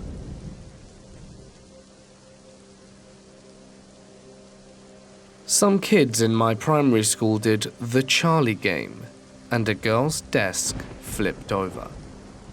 I remember it being really weird because we had those metal desks that only seat one. If they were pushed, the desks landed on their side. But when the girl's desk was flipped, it landed on its top. I think we all ran out screaming after that, and we had to get the school blessed. There was also a lot of worry about the demon sticking to someone, i.e. the girls whose desk flipped over. There were a lot of conflicting reports over how to get rid of a demon. Some people said you had to read the entire Bible, others said you had to burn the paper you played the game on. Some of those primary school friends ended up in secondary school with me. They validated what we saw at the same day. It's part of the reason why I never toy around with stuff like Ouija boards or summoning spirits. No thank you. My story begins with my first experience with the paranormal at my grandparents' house. I later learned of a few ghosts that were at their residence for decades, which makes sense. I was 8 years old and stayed the night at my grandparents'. It was a pretty old house, built around 1890 or so. They got me settled in for the night and went to bed themselves. I don't know what time it was, but I clearly remember that I was tired and wanted to go to sleep when all of a sudden my eyes popped open and I was fully awake and scared because I had that feeling that someone or something was watching me. My heart began to beat faster and began looking around the guest room to see what was causing me to feel what I was feeling. Then, very quickly and with impressive force, the blankets and the sheets were jerked off me by the foot of the bed. I still get chills thinking about that. Of course, I ran as fast as I could to my grandparents' room, woke them up and told them what happened. They acted like it was no big deal, like they were used to such things. Nevertheless, they let me sleep with them that night. Years later, I told my mum what had happened. What she told me shocked me. She informed me that there were in fact at least 3 entities in that house, those being the old man in the hat, the old woman in the rocking chair, and the peepers. The old man was mostly around the outside, kind of on patrol, and was always on the move. The old woman was always upstairs in this old rocking chair, and usually making it rock back and forth. Peepers, well, it was everywhere in the house, and that's why they named it Peepers. My mum and her siblings would be playing or just walking through the house when whoever would see Peeper's eyes looking at them. It would be behind the couch, through the cracks in the doors after you opened them, even from the upper corner of the doorways. It appeared wherever, and the most often of the three. Nothing like that happened to me again until I was 13. My mother had married another man, and we all moved into the house. It was around 80 years old at the time. The next part gets a little crazy. I don't remember the exact dates, but at one point, my younger brother and I shared a bedroom, a bunk bed. I don't know when this started, but at some point we slept with Bibles and knives under our pillow. And we read at least one Bible verse every night, and went to church and prayed all the time for protection. The door, which was a heavy door, would close slowly but not completely on its own due to not being set right. So it was held open by a big nail in the corner of the door, and a hanger which was stretched and hooked onto said big nail, and a little high chubby hole storage area doorknob which led to my mum and stepfather's closet. One night Chris and I awoke at the same time for reasons unknown. Very shortly after we woke, that hanger, which was quite secure in its place, flew off and went around the bedroom, exited the room, took a right and landed in the kitchen sink. I estimate the total distance it flew to be around 25 to 28 feet. But it didn't end there. That door, which normally would slowly begin to close as soon as the hanger was off, did not close slowly at all. Instead, it stayed open until the hanger flew out of our room, and then it slammed shut very hard. Scared the hell out of us. Another night, I was fast asleep. I was awoken by my brother straight up yelling at me to get up. Something was hurting him, and he couldn't move. I quickly grabbed my knife, got out of bed, and turned the light on. My brother was then able to move, and yes, he did hurt. His right eye was swollen, he had scratches and marks around his neck, and his right shoulder was very marked up. He then asked me to sleep in his bed with him for the rest of the night. Of course I let him, and on a different night my brother asked me if he could sleep in my bed. I was almost asleep when I felt something touching the bottom of my foot, in the corner of it, and move up towards my toes about an inch. I thought it might have been my brother's toe, so I told him to quit. He claimed not to have done anything. Dismissively, I said whatever and to just knock it off, when it happened again. "Chris," I tell him, when he insists he's not doing anything. That's when something full-on grabbed my foot. We both began kicking and screaming like never before. At this point, my younger sister was around, and she was maybe 6 months old, and the house was not large by any means. Everyone in that house should have been woken up by our combined yelling, but no one did. After what was meant to be about 5 minutes, but more likely probably 10 seconds, we got the panicked courage to get out of bed and run to my mum, who was still sound asleep in the next room. Sobbing, we told her what happened in between breaths. She believed us, and we slept in the living room that night. On another night, I was 14 years old and alone in the house.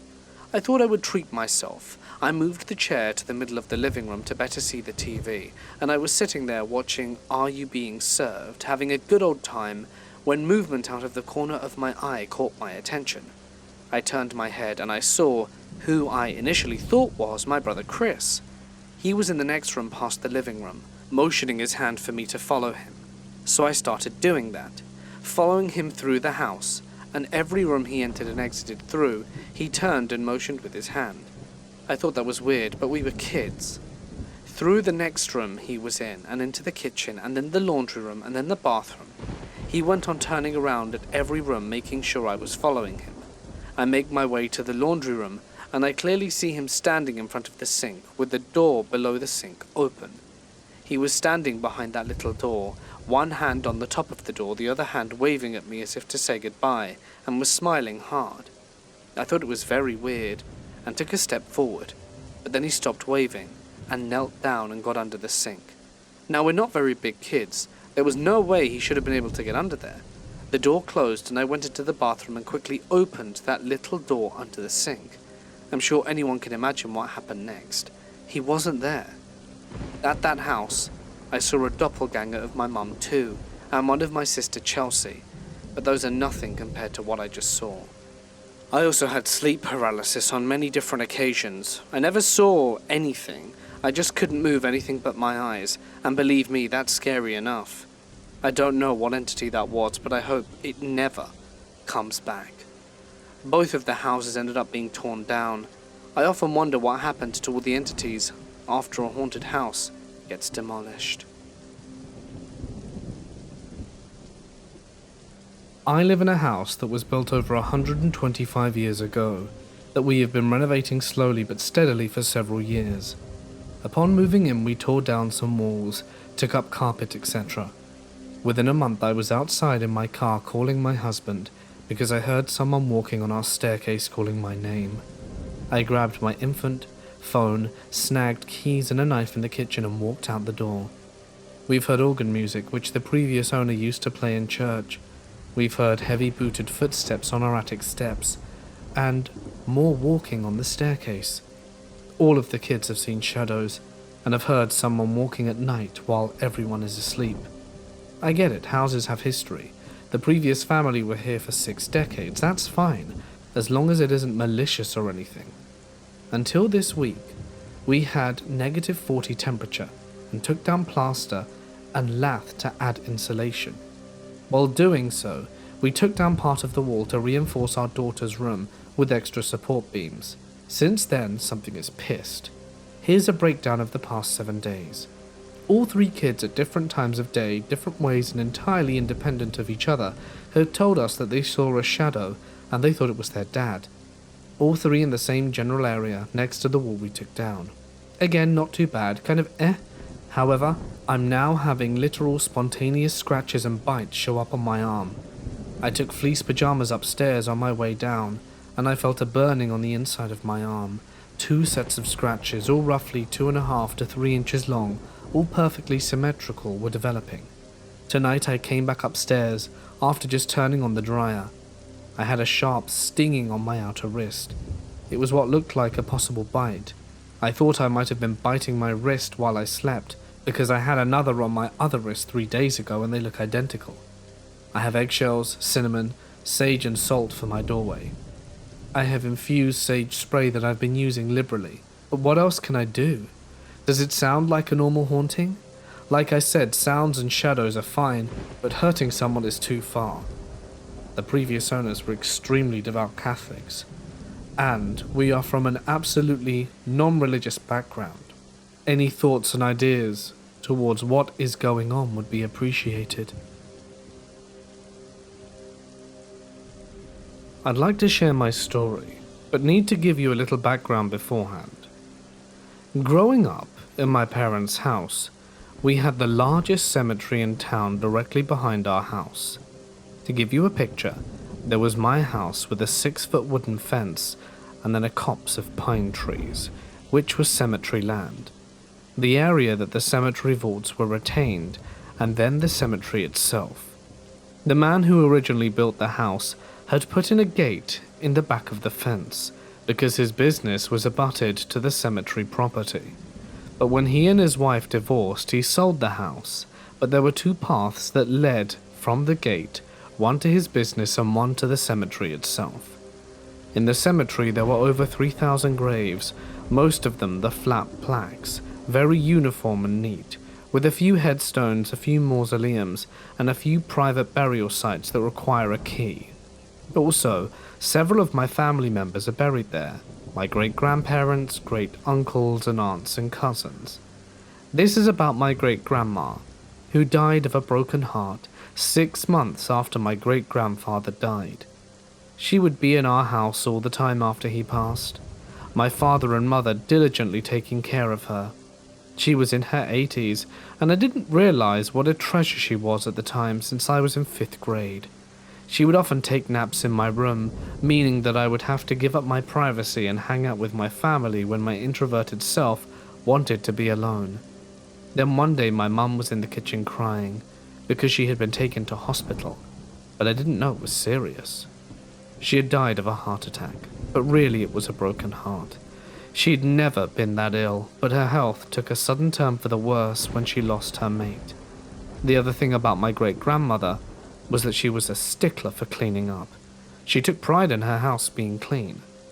After she passed, I guess she decided she liked our house best. My mum always had a cup of tea in the morning and afternoon. She'd put the mug that she used in the morning near the stove so that she could reuse it in the afternoon. We'd all of a sudden start finding it near the sink with water in it. Also, beds that were unmade would be made, especially mine, since great-grandma would nap there. I never heard the tap of the sink go off, but I did often hear the clink of the mug hitting the counter. There was only ever one mug broken. The phenomena is still going on, but not as much, until my parents' house was decimated by a tornado. The house is being rebuilt on the same property, and we hope that great-grandmother's ghost hasn't been too much disturbed. A priest once told me he went to a house because it was infested. As soon as he entered, he was greeted by the owner of the apartment, who immediately started to tell him about the presence. She said it was a child spirit who would sometimes either scare her or, when she was asleep, hug her legs. As a confirm, shortly after she had ended her narration, they heard the door moving. There was no one inside the apartment but them. The priest called his superiors, and they came over in an attempt to banish whatever was there, trying to use holy water on the bedroom wall, and allegedly the pictures hung on the wall moved as they did so, in order to avoid contact with the liquid. When everything was finished, the priest went on to investigate the situation, and allegedly after some time discovered that a satanic rite was made in this area before the construction of the building. There is this curious thing in my childhood home. My family call it the empty spot. You see, when you walk over to it, you get a sensation in your stomach like you're falling. That's the best way I can describe it. But there's another aspect to it too, one which many people will find unbelievable. And I respect that. I would be skeptical too. But it happened. You see, this one time, me and my dad and my brother were getting some coffee, and my dad dropped his phone. We all heard it hit the floor, but the phone was gone. It had vanished. It would not ring if we called it or anything. It was a very bizarre thing. Dad obviously wasn't happy and had to get a new phone. But a few years after that, me and my brother were hanging out and heard something hit the floor. Curious, we went over to see what it was and were flabbergasted where right there on the ground in the empty spot was Dad's phone. Just as if it had been dropped moments ago, but this is years in the future now. We look at each other in fascination and horror. How the hell did this even happen? It's honestly one of the weirdest things I've ever heard of, and wish to know what exactly causes it. This didn't happen to me, but happened to my brother Kyle. When our parents were going through the very early stages of divorce, my two brothers and I were split up between family members for a while. Kyle went to stay at one of our aunt's houses for a few weeks or so, and this is what he told me, and he's adamant about it happening. Kyle said that every night he stayed there sleeping on the couch, the TV would always cut to static at about 3 a.m. without fail, whether it was on or off. He could hear footsteps circling him slowly, a small banging on the walls occasionally. He said that he would see a dark shadow pass by the window outside all around the house, sometimes stopping to stare inside the house. My brother was young at the time, so he said he did his best to hide it, but occasionally peeking his head out, only to see about 30 feet from the window a pair of unblinking white/teal eyes staring back at him. They would stare at him for about 10 seconds or so before vanishing, until they appeared the next night. Kyle said that the activity always started and stopped between 3 and 4 a.m. One night he woke up to find that he couldn't move, as if something was holding him down. He felt like he was suffocating, and the room was filled with an overwhelming sense of dread. He could hear a low growling coming from somewhere in the room. Eventually, he was able to break free and ran out the house. Kyle never stayed at that house again after that night, and he never spoke about the experiences to our aunt or anyone else. The house was eventually sold, and as far as we know, it was later demolished. Good riddance. My brother had this vivid memory of when he was 2 years old. He was climbing up the stairs of what was then my grandparents' house and seeing 2 sets of clothes floating at the top. As in, there were people wearing them. Who were wearing them were invisible. What were they doing waiting at the top of the stairs? They were just watching him. One of them sort of moved its arm and sent my brother tumbling down the stairs. I don't remember hearing him cry or fall, and he always used to sort of dismiss it as a weird childhood false memory distorted by time, and him being 2, despite it being so weird and vivid. Occasionally he would wonder if there were any ghosts. Years later, when he was in high school, our dad picked us up and a friend from a gig and we were drunk. My brother was telling the story, and I could see my dad slowly nodding.